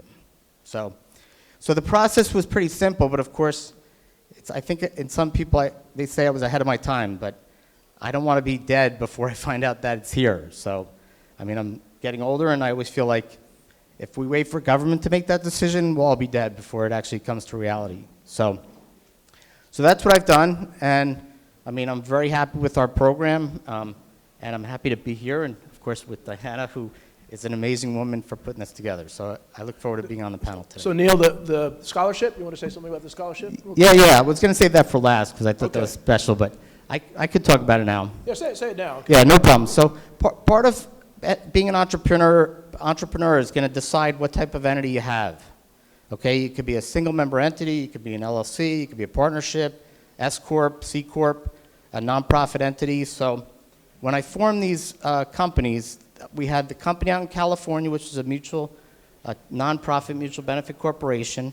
And at the same time as building that model, we knew that in the long run, we need a foundation to give back. So we created the CannaSense Foundation, which is a New Jersey-based nonprofit entity formed back in 2016. And in terms of the way life links, I mean, biblically, you're supposed to tithe 10% of your crop to the poor or just help other people. So 10% of the gross profits goes into the foundation, at which point we've accumulated enough funds that we are now offering scholarships out every quarter. And starting tomorrow, and actually it's live on the website, is if you know anyone that is a college student, if you know someone in high school, graduating senior, they can apply for this scholarship. It's an art scholarship, not for art students. It could be for an accounting student that loves to draw. And they do a portrait of someone that has passed in memory of them, or they do a picture of a scene that reminds you of that moment and put their likeness in it. And there's 25 scholarships, 5 for $2,000, and 20 for $500. I keep, every quarter, it goes out. Last quarter was a TikTok contest, which was fun. I thought the kids would love it. Easy to do a contest, so that's going to be live, so please let people know. And every quarter, we have a different scholarship. And our goal is to keep increasing it year after year with more money given back to college students. And in addition, we help veterans out. We help cancer patients. We help people that can't even afford medicine, that we kind of give out coupons to help them. So, I mean, it takes time, guys, to be an entrepreneur and build up to that point. But, I mean, Lefty can attest to the time I interviewed on his show early when CannaSense got off the ground, and he thought I was nuts. But I'm here today. Well, you're doing amazing things. Let's give Neil a round of applause, please. So we're running short on time, but there's an operative question here. And so you hear Ed talk about it. You hear, I used to be Deputy Commissioner, Department of Community Affairs. And so Barry and Carol, why is it that government and the legislature is so off base and has so many unintended consequences with virtually everything? And so as we're here today, the operative question is, how do we make sure that the legislation matches up with legacy, matches up with the needs of urban, suburban, and rural communities? What can we do to make that happen? Because if that doesn't happen, we're going to continue to have the challenges that we have. Well, so Dale, thank you very much. Look, the reality is it gets back to education again. Mm-hmm. What happened because of the pandemic, the legislature, and I know Jackie, my dear friend, knows this, the legislature had actually planned to do a whole new round of legislation on this. But because of the pandemic, they had to deal with so much legislation dealing with trying to save the state's economy and dealing with every aspect of the pandemic. So everything got pushed aside of all the other bills and things that they were going to do because, you know, Carol and I represent a broad cross-section of, you know, from T-Mobile and just a whole variety of folks. All their legislation was pushed aside. So what's happening now is that they're trying to deal with all those issues. But you need to raise your voice. You don't realize, and this is one of the things that Carol and I taught the New Jersey Adult Medical Day Service, which deals with seniors and the disabled. They never had a voice, and we helped teach them that you do have a voice. Every one of you lives in legislative districts in which, as a constituent, you can help raise your voice and educate your legislators. So Barry, are those letters or those emails, what's the best way for this group to really speak up and start to make some changes? It's all one-on-one. You need to arrange to meet with your legislators. You need to learn to go to political functions. Last night I was with Senator Poe, who we're dealing with on 2 pieces of legislation. She was ecstatic to see us. There are so many easy ways that you can establish your presence and make a difference and get the legislature back on track because they all knew that what they put together was with chewing gum and tape. But Barry, it's even more important here because people have a preconceived notion about cannabis, about marijuana, about what it is. So it's more important for them to really understand that this is, like what Chris says, is as powerful as it comes. It's about education. It's about telling your story to your legislator and sensitizing them to what your need is so that you can actually help draw up legislation to fill in the gaps. Are we willing to do that? Does everyone hear that? Because so often there's so many communities, they assume, well, they know, they just don't like this. But you've got to step up. You've really got to say, this is saving lives. This is reducing pain. And so I think, and I just, you know, again, having been involved with the political side of things, so many people, good people, stay quiet. Good people stay quiet. We complain about government in our living rooms. We complain about this stuff, but we don't do anything. And so with every issue, and I'm obsessed about poverty. So I'm out there talking. There's no reason that we have poor people in the United States. No reason. Amen? So entrepreneurship is what we can do about this. So with that, and I know we're almost at time. We have so many panels. We've got a few more minutes. Dale, if I can answer there's the an question. important thing, because I want Carol to answer, but there's an important thing. Don't bitch if you don't take an active role. Yes. Amen. Carol. So I have a different angle. I think that we did raise our voice. The people in the state did vote for this. It was by referendum. And I think what causes the frustration is the lag time. So I think the people have raised their voice and they have made it known that they want to legalize it. Well, but to Barry's point, they haven't educated folks. I'm not done. Right. No. But we've raised the voice. And one of the things that I say is that so often it's about, we think, okay, register to vote and vote. That's not enough. You've got to step up, and I don't care what the issue is, you've got to step up, you've got to get out of your living room, and you've got to say, this is something that actually helps people. And I think, because again, having been involved with the legislature, they have an assumption, a preconceived notion of things, that you're stoners, that you're just lazy, you're doing this. No, this is about saving lives. And so I think it's really important. I agree with you, Carol, for the vote, we acted up, but I talked to so many people who are so ignorant, and I didn't know that much about the medical benefits. And so I think there's so many people, we just have to speak up. Part of the other problem, Dale, is that we have 565 municipalities. Right. And they never agree on anything. Right. And there's always this thing, even with the Affordable Care Act, nobody understood what that meant. Same thing with all of the rules and regulations. The average person doesn't really understand it. So to Barry's point, education is important, But remember, 565 municipalities all now are writing their own ordinances. They have control sent from the state, and it's causing a lot of confusion within the municipalities, with the people applying. There's still a lot of confusion. So I do think that it is important to raise your voice, and I've been at the State House many times before we were not allowed. Ed, you were there with me. I don't know where you went, but most of the time was spent on social justice and social equity. And I think that the state did listen, and they did put it into the application. But it doesn't end there. You have to continue. So it's a full-time job. We do this many hours. One final question we'd like you all to answer, and briefly too, is if the federal legislation was changed, how would that impact things? And about Barry, real quick, what do you think? It's going to still get down to state by state. Yeah. That's the reality. The only real important thing from a federal level is pass the damn SAFE Act so that banks can take care of your monies.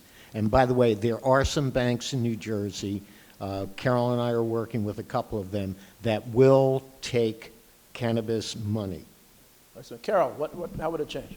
So it'll change many things. It'll remove the handcuffs, because right now you can't even go to the SBA and get help from the small business development centers that are housed in institutions such as this. Right here. So for free. So people are spending lots and lots of money, and sometimes with lawyers, as Barry said before, that just got Cannabis 101 education and are charging people hundreds of thousands of dollars. So it would release a lot of the red tape. Yeah. Excellent, thank you. Neil, you've been able to work my perspective. Yes. My perspective on this? Yes. All right, we're not in their jurisdiction. We never have been in the federal jurisdiction. We're only in theory, state's jurisdiction, because we live in New Jersey and not the land of the federal land. That was defined under Article 1, Section 8, Clause 17 of the Constitution, which if you want to read that, I mean, it's a little bit hard to understand, but in theory, we are not in their jurisdiction. So federally, federal jurisdiction should have no say in the matter. From a number standpoint, if enough states which have legalized it already, then in theory, a constitutional amendment occurred because 2/3 of the states have said it's legal. So we have to get back to the concept of a Republican constitutional model in our minds to say that we, the individual, have superior rights over the states, and states might have superior rights over the Fed, because that's the correct model and theory based on what the Constitution is. But of course, it's a little bit convoluted, because I can jokingly say lawyers probably wrote the words, which make it confusing to the individual like myself that takes years and years of studying to kind of unravel their thought process. So in that sense, I mean, we're free people. Like, we have the right to get our medicine. For anyone now over 21, given the rights to us by the state, we can actually get cannabis without even having to have a medical license. And then finally, it's just a matter of creating a free market. I mean, and I could say for CannaSense's model, if you grow your medicine at home or your cannabis at home and you want to put it out to the free market, we have a vendor relationship, vendor agreements that we set up. We contract with you guys so that you're living within the UCC laws that we have to follow. So, I mean, my perspective is different because I'm a CPA, and I'm probably the weird one that sits in the room by myself all the time reading legislation, the 166 pages that Sam told us to read. I mean, reading 166 pages could take years to unravel what they're really saying. So, as I said, we're free people. We have the right to our cannabis, and I could say, thankfully, CannaSense.com gives you that right through our program. So. Well, Neil, thank you very much. Let's give them a round of applause.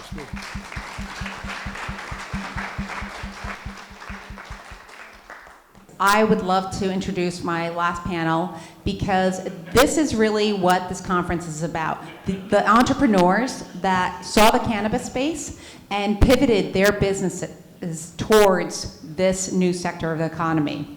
So I would like you each to introduce yourselves to the room. Most of you know, especially our first guest, Tony Gallo, but please, sir. Thank you. My name is Tony Gallo. I am the managing partner for Sapphire Risk Advisory Group. We're the oldest national security consultant company in the cannabis industry. Cannabis Life, been doing it for about 9 years, worked with about 600 clients in 35 states, helping them with their license application process, mainly focusing on the security.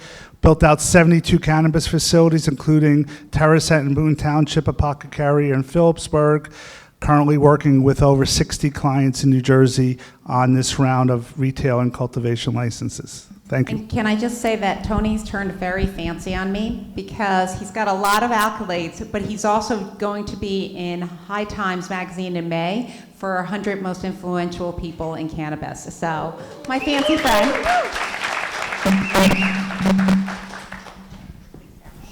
I just want to say thank you to Diana really for hosting this event. We are really lucky to be inside of this gorgeous facility, inside of this gorgeous room, talking about cannabis. I don't think any one of us would have thought that that would happen a couple years ago. So thank you again, Diana. I've known Tony since I got into the industry, and I'm going to tell you in a moment how Tony assisted me. But I am the founder and owner of Middle Valley Partners. We do business as Valley Wellness. We are a newly permitted medical dispensary to be located in Somerset County, New Jersey, specifically in Raritan Borough, very close to the Bridgewater Mall. And for all of you who know about what's going on in the industry over the past couple years, you'll know that we had to wait almost 3 years for that provisional permit.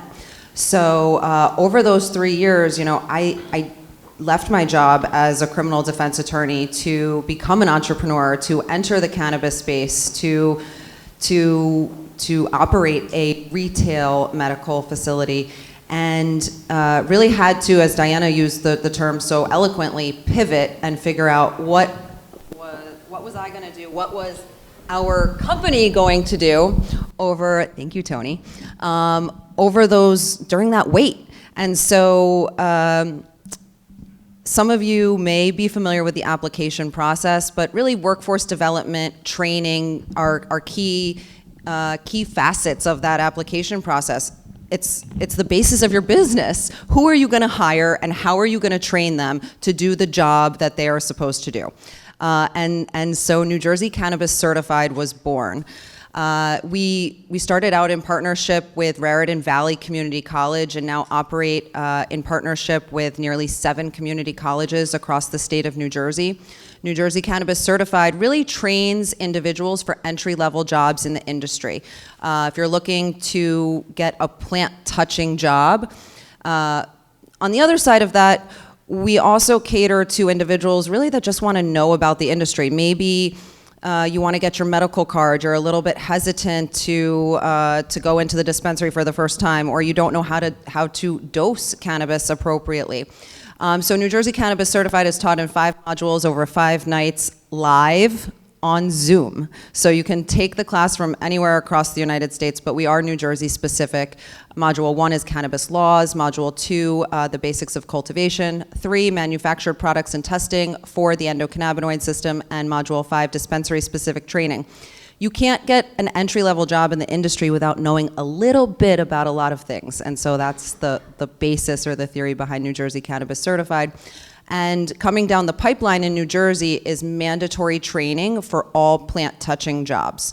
So in the future, in order to get that cannabis business ID card to work in a plant-touching facility, you're going to have to show proof of training. And I'm hopeful that New Jersey Cannabis Certified will qualify as that and provide that training in the future. Finally, over the last summer, to really to kind of round out my education as a cannabis attorney, not having that real plant-touching experience, I operated a small hemp farm with permitting from the New Jersey Department of Agriculture last summer, and we successfully harvested approximately 700 hemp plants. So I look forward to talking to you all and Diana about, I think we're going to talk about what I've been up to over the past 6 months trying to get this dispensary off the ground now that we have a new permit. And I just want to give a big shout out to Tony. He really helped me a lot during the application process back in 2019. Him and his team are really educated and knowledgeable. So cheers, Tony. Thank you. Oh, you had it. Hi, I'm Deborah Borchardt, a little bit different from what these guys do. I'm in media. I had a Wall Street background. I left to become a financial reporter. And during my time as a financial reporter, I decided to focus my beat on cannabis. So I've been covering cannabis since 2013. I started my own website in 2017 called Green Market Report. So please feel free to check us out, www.greenmarketreport.com. We do cannabis financial news. And I was just acquired by Crane Communications in October. So,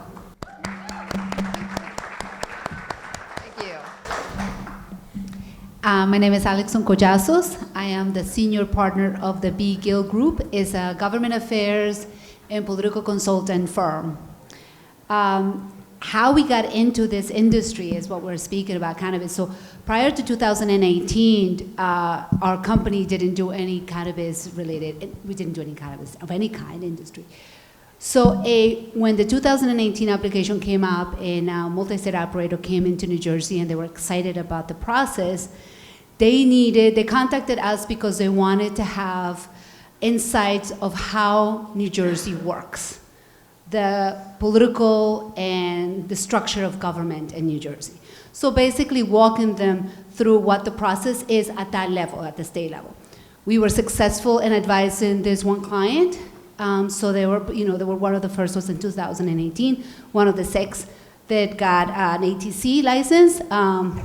So they got operational, or they got the license, or one client. But after they got the license, what we've learned was how difficult it was to get operational. So we thought that when we got this one client, we thought once it was done, once they got the license, that was the end of it. And actually that's when our client or our company and our cannabis industry group basically grew, because we started to understand how difficult it was to not just get it operational, but also the lack of education that municipalities had in terms of what this meant for their communities. And also, so it was an education both to the municipalities that we were communicating and also communicating to our clients. At that point, they were mostly out of state, of how to communicate to New Jersey communities, whether they're the small, whether there is the gubernatorial or just community organizations. So that's how we ended up growing and being part of this really excited industry. So I want to start off with you, Tony, because of all the panelists here, first off, your memoir would be very interesting. And really the whole point of our CannaPreneur conference is you're working as a baker, and then all of a sudden cannabis comes in, and I'm using it as a metaphor, and you're like, I could bake and use cannabis. Why did you get in the cannabis space? Like, why did you pivot into it? So it's very interesting. So I'm from Carteret, New Jersey, grew up in New Jersey my whole life. Was the director of security for a company called Stern's Department Stores. So anyone who remembers them, you're very old, just like me.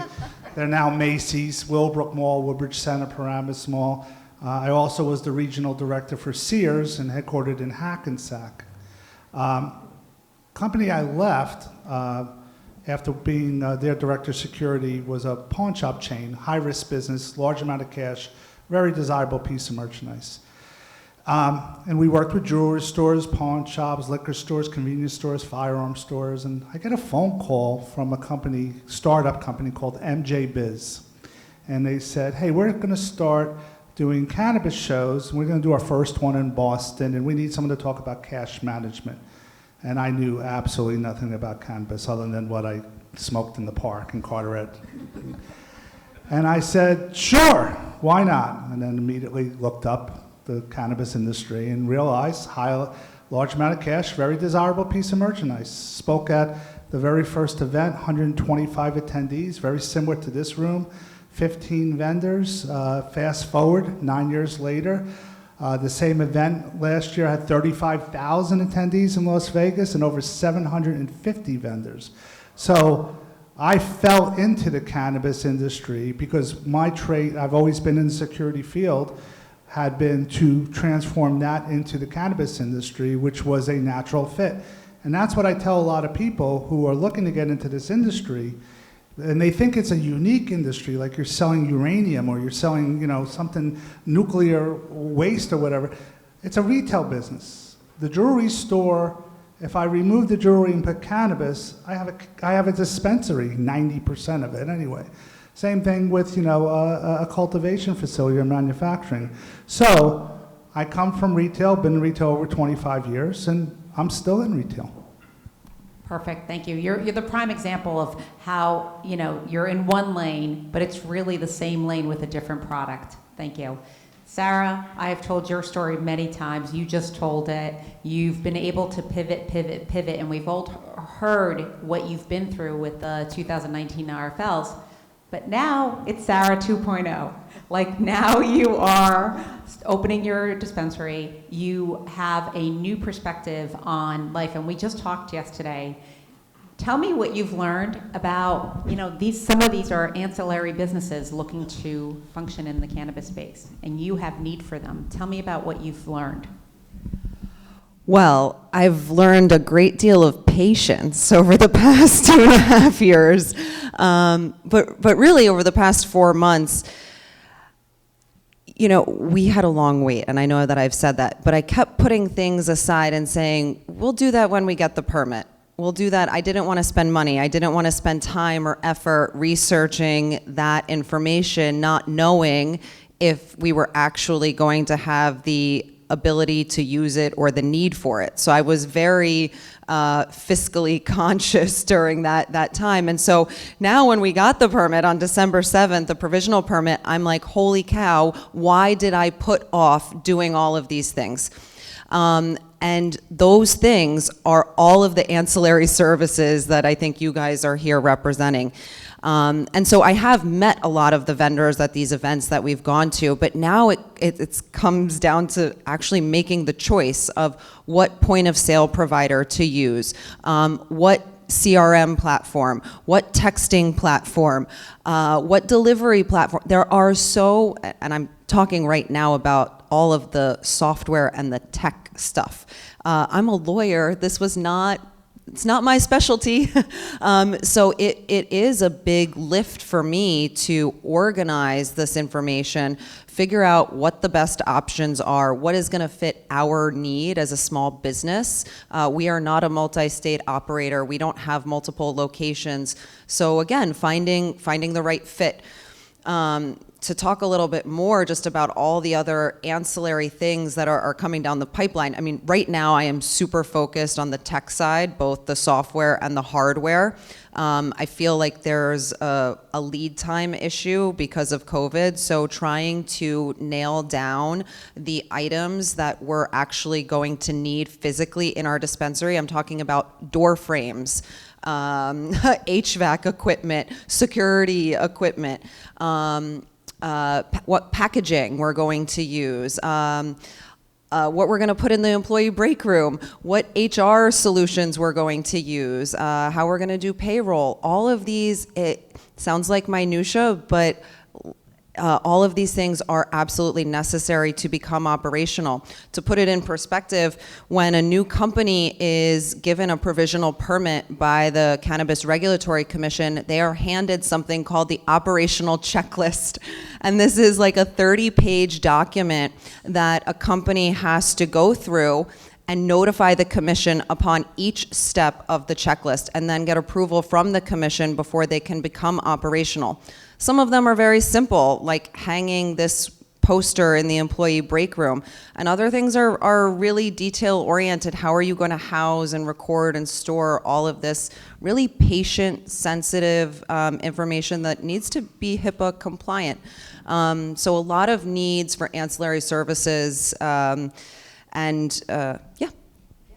No, and it was funny because when we were talking it through, you said, I was surprised by the amount of technology that is needed in this industry, because it is retail, but it's also very specialized retail. Deborah, I love your story because you started something and then you had an exit strategy. but you still get to be part of what you started. So can you tell the audience what term you use for yourself, because I love it.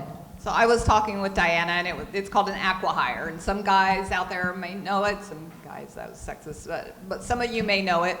I'd been in Wall Street. I'd never really heard that term before, but it was basically that my company was acquired, but with the understanding that I was part of that acquisition. I was hired by Crane Communications, and I'm expected to be there for at least the next 2 years. So to Diana's point, I was really excited that now I got a regular paycheck versus, each month worrying about how to, pay my mortgage or put my son's college tuition in the mail. So that was really awesome, and now I have the resources from the Crane Communications team. But it's funny because when you decide to start a business, somebody told me, that's the fun part. That's the sexy part when you say, yeah, I'm going to start a business. And then 6 months later, it's starting to get kind of hard. The honeymoon's starting to wear off. And then if you can make it a year is really the mark that a lot of people say that, one, you can celebrate, and two, the shit gets real. Now it's like, maybe you got some money in the beginning, it's starting to wear out, your runway is starting to get shorter, your savings are starting to dwindle, and like you were saying, you had a 3-year path. So you really have to have a plan.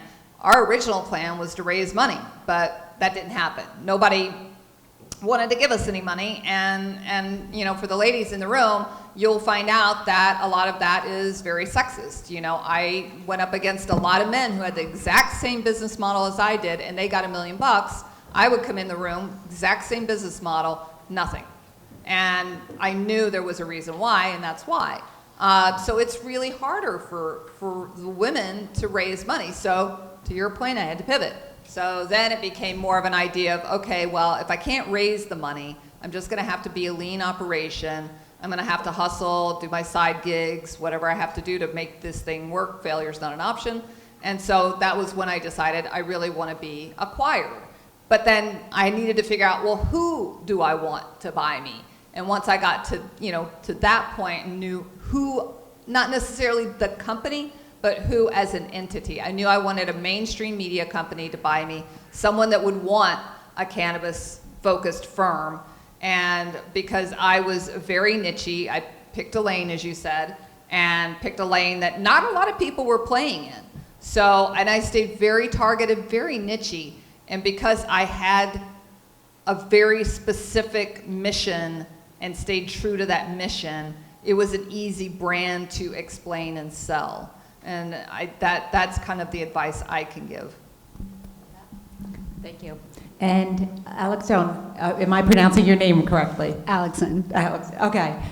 Tell me what you find is the biggest misnomer that municipalities have when they hear cannabis. I worked for a multi-state operator, so I know, but some people in the crowd might not understand how much stigma there is and what you have to teach the municipalities. Depending on the time. So when I started about 3 years ago, when the licenses, there was very little education from those municipalities, meaning some of them did not even know, for example, that medical cannabis was allowed in New Jersey, and that there were some operating dispensaries in New Jersey already. So when you have to start from basically -0, -5, and catching them up, and that takes a lot of patience, and it takes a lot of sympathy and empathy of where they are, because it is not a lack of interest. It's just simply that this is not their biggest, for all these years, for 13 years, this has not been their biggest item in their plate. And they have tons, especially small municipalities, that they have so many, many things, small things, that there's one mayor who handles everything, from sometimes picking up the garbage and care. Because they care. So this was not the biggest thing. So having to start that conversation explaining that. And in some cases, my biggest story is that in one municipality, I actually chased this town because the mayor's changed for 1.5 years, because they did not want to talk to me. They saw me, they saw my phone number, and it was like the devil is calling. Like, they would not answer my call. And I was terrified for the first 6 months of calling them, like, he may pick up the phone, I don't know.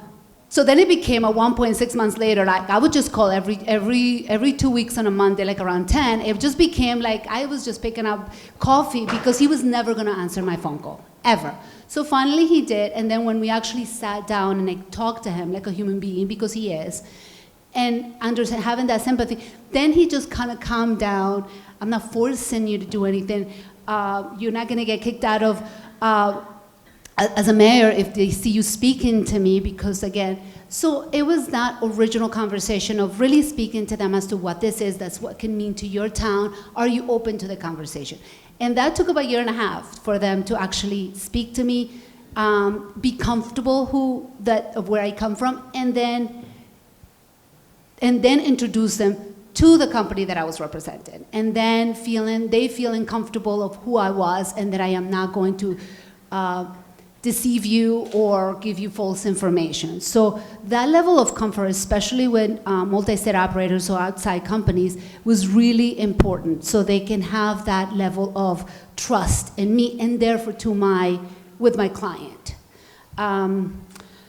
So just the communication and just explaining. It's not a really big, complicated thing. It's just having the patience and the follow-up that they have a question that you can always ask. I don't know all the answers also, so we can find out the answer as to how your town would benefit most. And just listening and trying to also help them with resources. Thank you. So Tony, I'm going to put you on the spot. How do you compare, because I know you're national, Tony and I have now been friends for a while, and I just see him ping-ponging across the country. How do you compare New Jersey's market to some of the other markets that you see out there? And what would you like to see us do differently than we are doing? So if you look at there are three markets of getting a license in the United States. There's I call it survival of the fittest states. Colorado, Washington, Oregon, and Oklahoma are survival of the fittest states. Basically, low entry, everybody pretty much can get a license. There are 9,600 licenses in the state of Oklahoma for cannabis for a population of 4 million. There are 9,700 licenses in the state of California for a population of 40 million. Where would you like to be that business? Obviously, in Oklahoma, they're fighting for every scrap.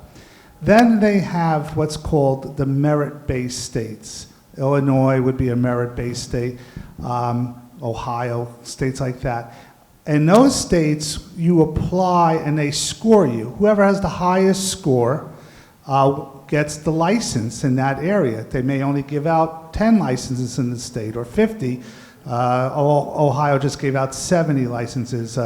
Virginia gave out 4. Florida's giving out like 4 or something like that. So you really better have your A game. Then there's the hybrids, the state of California, the state of New Jersey. I think a lot of people miss the fact and think that in the state of New Jersey, I apply to the CRC, and the CRC gives me my license, and I open up my dispensary. That's not how it works in New Jersey. There's only one thing that matters in New Jersey, and the same thing in California. You have to get city approval. It really doesn't matter anything else. And I think some people are learning that lesson in New Jersey, which I'm not saying is the right thing. You ask me what, but social equity doesn't matter, minorities doesn't matter, micro businesses doesn't matter, annuals doesn't matter, conditionals doesn't matter. The city approval is the only thing that matters, and same thing in California. Because what CRC is going to do, just like California does in some other states, is as long as the city said you can operate in there, and you follow the guidelines of the state application, obviously there's 22 sections in retail, you want to make sure that you pass on every one, because if not, they're going to send it back. They put it in a queue, they call it. You're not going to be able to operate without that city license. And that's the difference in the three models. And in New Jersey, I would like to see some of these, the power of some of these cities being a little more restrictive, or not having that authority. One city in New Jersey gave out 1 license, another one gave out 4. There's about 15 of those cities right now that you cannot apply for anymore. Jersey City's going through another round of license applications, and West Orange just completed. So that's what I really would like to see is the authority of the cities are really everything. It's the golden ticket. I agree with you. It's funny because a lot of people that I've spoken to, the cities are sometimes taking advantage of the licensing process and the fees that they're charging. You know, like there has to be, I hope that it becomes standardized in a way, because it does become a social equity topic. Because if you're charging $50,000 just to fill out an application to see if you could potentially get the town approval, there's a problem there. Because to me, I don't know if you guys agree, but that sounds like a bribe. So we don't call it that, we call it a fee, but it's not right. And I think, you know, I would like to see our state do better and come in and kind of normalize just the fees alone and the hoops that people have to go through. Sarah, in your experience with everything you've gone through, first off, I have to applaud you again because you never stopped moving.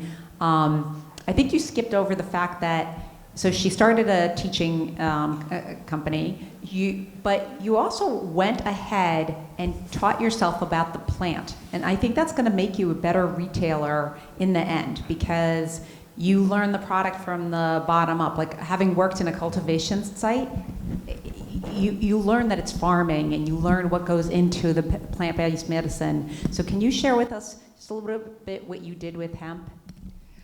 Yeah, I mean, I'll start out by saying farming is really, really hard work. I mean, the lunch we just ate, I mean, it really, having done it firsthand myself, and I had one other person helping me, but I was the one driving the tractor, tilling the field, out there with my husband at 4:30 before he had to leave to work, to be at work at his job at 7 a.m. So it really did give me a deep appreciation of the plant.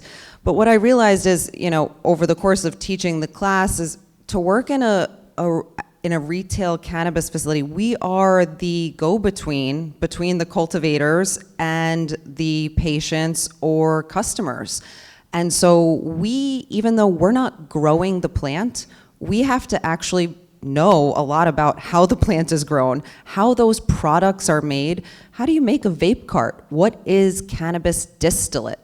So as an employee in a dispensary, you have to know the basics of it. Again, that's how New Jersey Cannabis Certified came to be. But going back to Diana's question about hemp farming and relating it to the cannabis industry and plant touching jobs, what I tell the cannabis industry is really hard work. And going back to what Diana said, you have experience working in a bakery. You have experience working in a restaurant. That is gonna be directly transferable to you working in a dispensary, because you have the ability to take what the chef told you about the special meal and translate it to the customers at the table. Same thing for a cultivation site. If you've worked, number one, if you've worked on a farm, yes, but also if you've worked in a warehouse. These are assembly line type jobs, packaging in a cannabis facility, harvesting in a cannabis facility. People do really underestimate the physicality of working in a cultivation facility.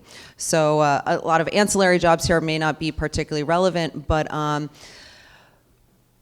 there is, having done it, having worked hands-on, it really did give me a deep appreciation of the plant. Thank you, Diana. No, and I just have to point out, because on the call we had done for female empowerment through RISE, you had mentioned that you actually had to go and apply for a license through the agricultural department. Am I wrong?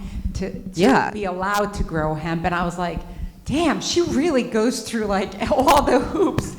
So I applaud you again. Deborah, I'd like for you to share the event that you're hosting in New York. I believe it's next month or it's in May, and why you're hosting the event and what it's all about.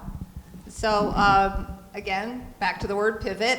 When I first started my website, I thought, oh, I'm going to sell advertising on my website, but I realized I didn't have the page views yet because I had just started. So I couldn't really get any advertisers to sign on because I didn't have very good page views. So I started doing events.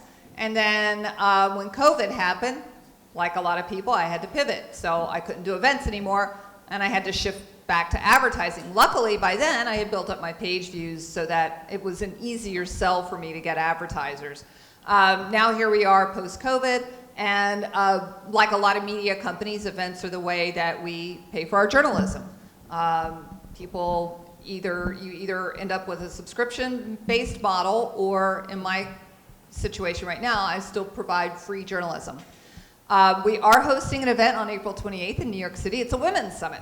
So, no offense, Tony, but I do a lot of events, and I go to a lot of conferences, and we like to call them manels. So I'm usually the token female on a panel, and no offense to the guys, but there's so many accomplished women out there in the cannabis industry, and I wanted to have an event that was a business event that really centered on women in the cannabis industry. So all my panels are all female, and it was really hard to pick because there were so many amazing women. And you know, some of the big conferences like the MJ Biz, like you mentioned, you know, they'll have a panel on women in cannabis, and that's just not enough.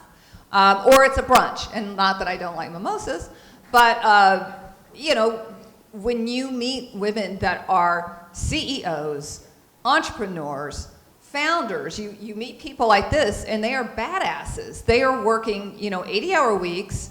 They are crushing it. They are doing things they've never done before. The failure's not an option. Don't tell them no, because they will figure out a way to get it done.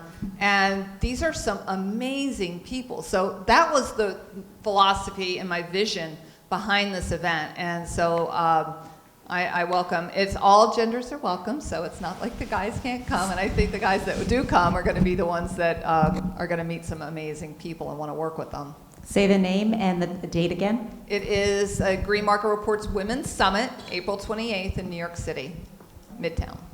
Love it. So, Alex, do you find that being a female working in cannabis, I'm going to kind of play off that topic, do you find that there's municipalities are not as open to speak to you because, you know, you're a Latino woman walking in saying, hey, I want to talk about cannabis? Do you find that there's a wall there that sometimes comes down on you?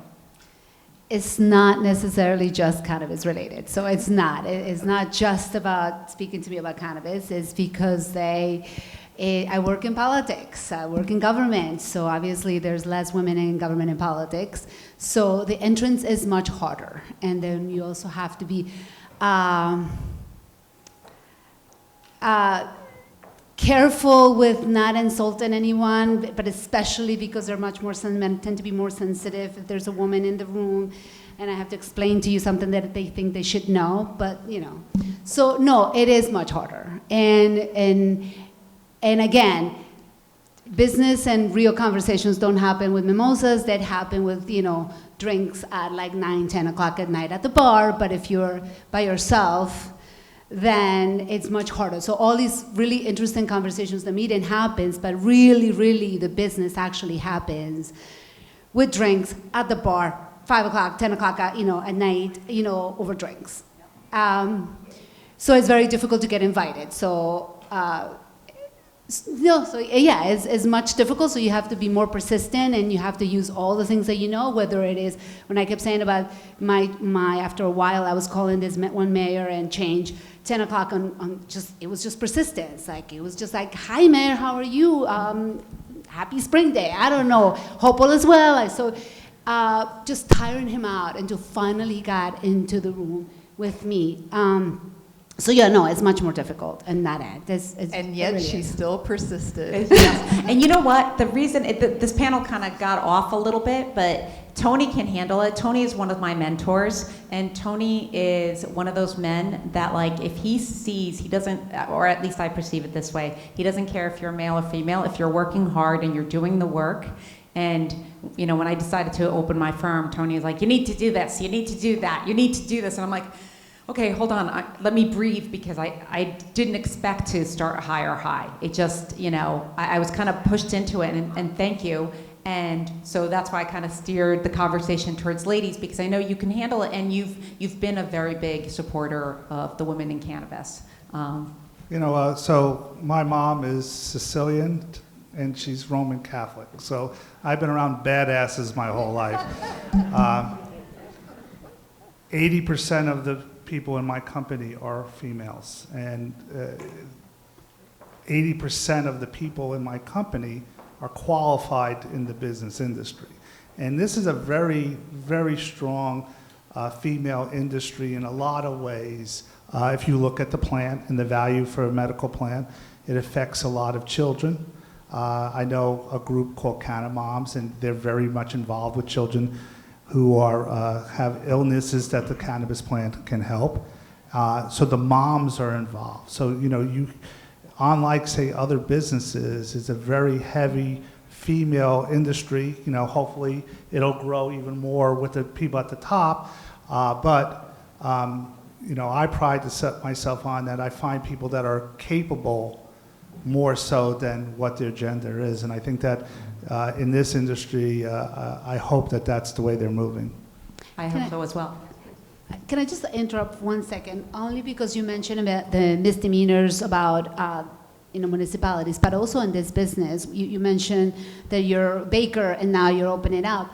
And the one thing that I have learned is that, this industry and some, people, micro-license holder, people who want to start getting into this industry, my concern on that end, and I'm sorry, is that, yes, you may be really good at growing, like, your plant at home or very good at smoking, but doing this, it's not the same thing as I'm a really good baker and I'm just going to open a bakery because I'm really good and everybody loves it and I'm amazing. And the reason why is because there's so many other laws. There's so many things that you would have to be careful that if you're a baker and then you do something wrong, it's a slap on your hand and you can move on. But in this industry, because it's still illegal at the federal level, and because there's so many regulations from, again, labeling, from like what kind of software you're using to communicate to your clients, like, because there's so many compliance issues that it's not the same thing as, I'm a really good baker, I'm gonna open up a bakery, and if it doesn't work out, I'm just gonna be a little bit of money. The investment is tremendous, but also, and it doesn't, this is not to say don't do this, but it is my concern with clients who are coming in and they said, hey, I just want to open up Alex, and what do I need to do? Can you just tell me what it is? And it's much more complicated without steering them away from the industry, because that's not what we want to do. But just being super mindful that there's a lot of compliance that needs to be done on this, and we don't ever want to get, we want to make sure that they're doing the right thing and not get into bigger issues. 100%. So And I think it's so important. I'm sorry. Just to add to that, even more so, people who have been in the underground cannabis industry for years feel that they can be in the business cannabis industry for years. So when I hear the word master grower, I immediately say I'm going to charge this client more money, because there are very few master growers. Now, you growing 30 plants in your basement, I just finished a project in Nevada. We put 105,000 plants in the ground. Let me explain what 105,000 plants get you. Legally, in the United States, that is a drug cartel. The owners of that business legally could be killed by the United States government. But think about that. These are people who are in this industry, kinda, unlike even being a baker. I mean, this is what they did. But they really don't understand the business of cannabis, where now I'm opening up a 50,000 square foot facility or a 60,000 square foot facility, very much different than that grower, that baker who started and he had 500 plants in the ground. I don't grow, I could probably do 500 plants in the ground. 100%. I always say that the cannabis industry is, in my estimation, when I would do tours for the League of Municipalities, I worked for a multi-state operator, so I had the advantage of inviting them to our cultivation site or our dispensaries, And the cannabis industry really is like, if you take alcohol and gambling and combine them, the regulations are so high, you have to apply for the license, so that's the alcohol part of it. And then just like in a casino, anywhere that you can touch money, in a dispensary, anywhere you can touch product, there's a camera on you.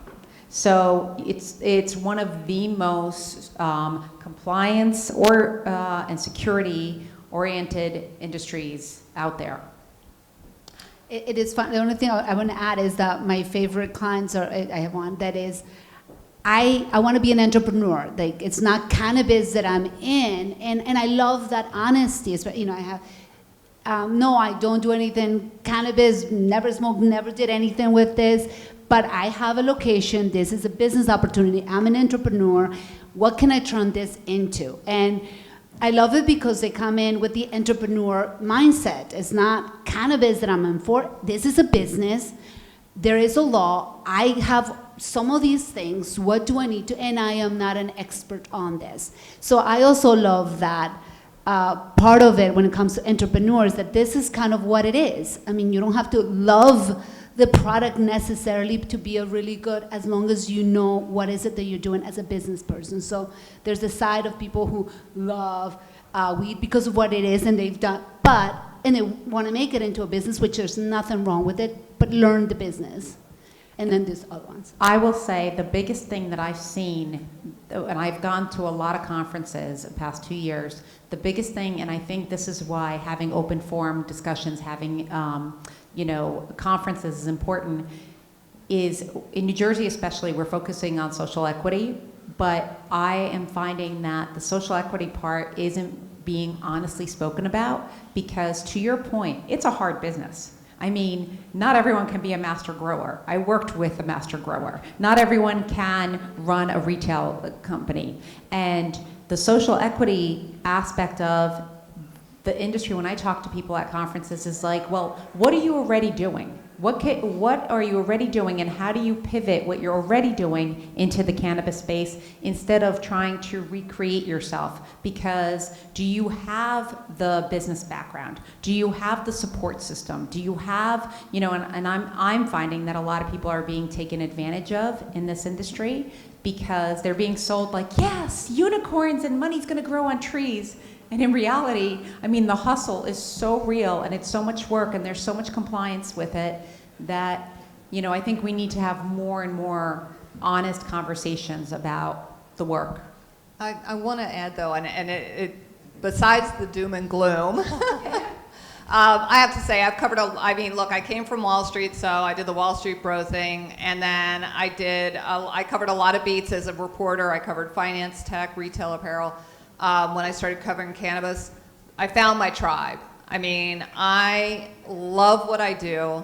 I love the people in the industry, even if it's hard. I love that I can, come to an event like this. I see Stu back there, and it's like I see someone I can go and walk up and hug. And look, it's hard, but you will not find a better industry as far as the people. The people always seem to want to help each other.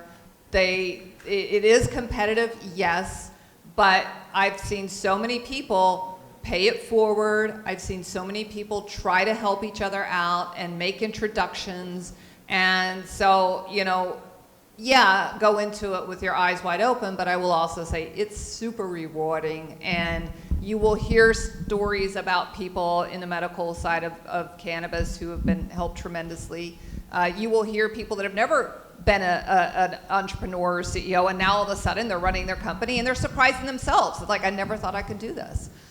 So there is opportunity. You just have to make your own future. But it's an amazing group of people. 100%. Honestly, that is what drives me every day. The support that this industry has flooded me with, like personally, you said that, like, I never thought I'd be a CEO. I never thought I'd throw a cannabis conference at my alma mater. Like, it is a surprising, because it is a new endeavor in our state, and it's giving opportunity to people, but you have to be mindful that it's the right opportunity, and you have to be mindful that someone's not taking advantage of you, So I really applaud you guys. Thank you again. Just you showing up and being here really means a lot to me. Thank you so much. Thank you for everyone who attended our CannaPreneur conference. I want to give a huge shout out to one of our, hold on one second, one of our sponsors is not here, and his daughter is actually starting, Art Hans Construction sponsored this event as well. Art was heartbroken that he couldn't be here. His daughter Maggie is actually starting Fairleigh Dickinson University in September. So I just want to give a huge shout out to Art. He's been a great friend and great mentor.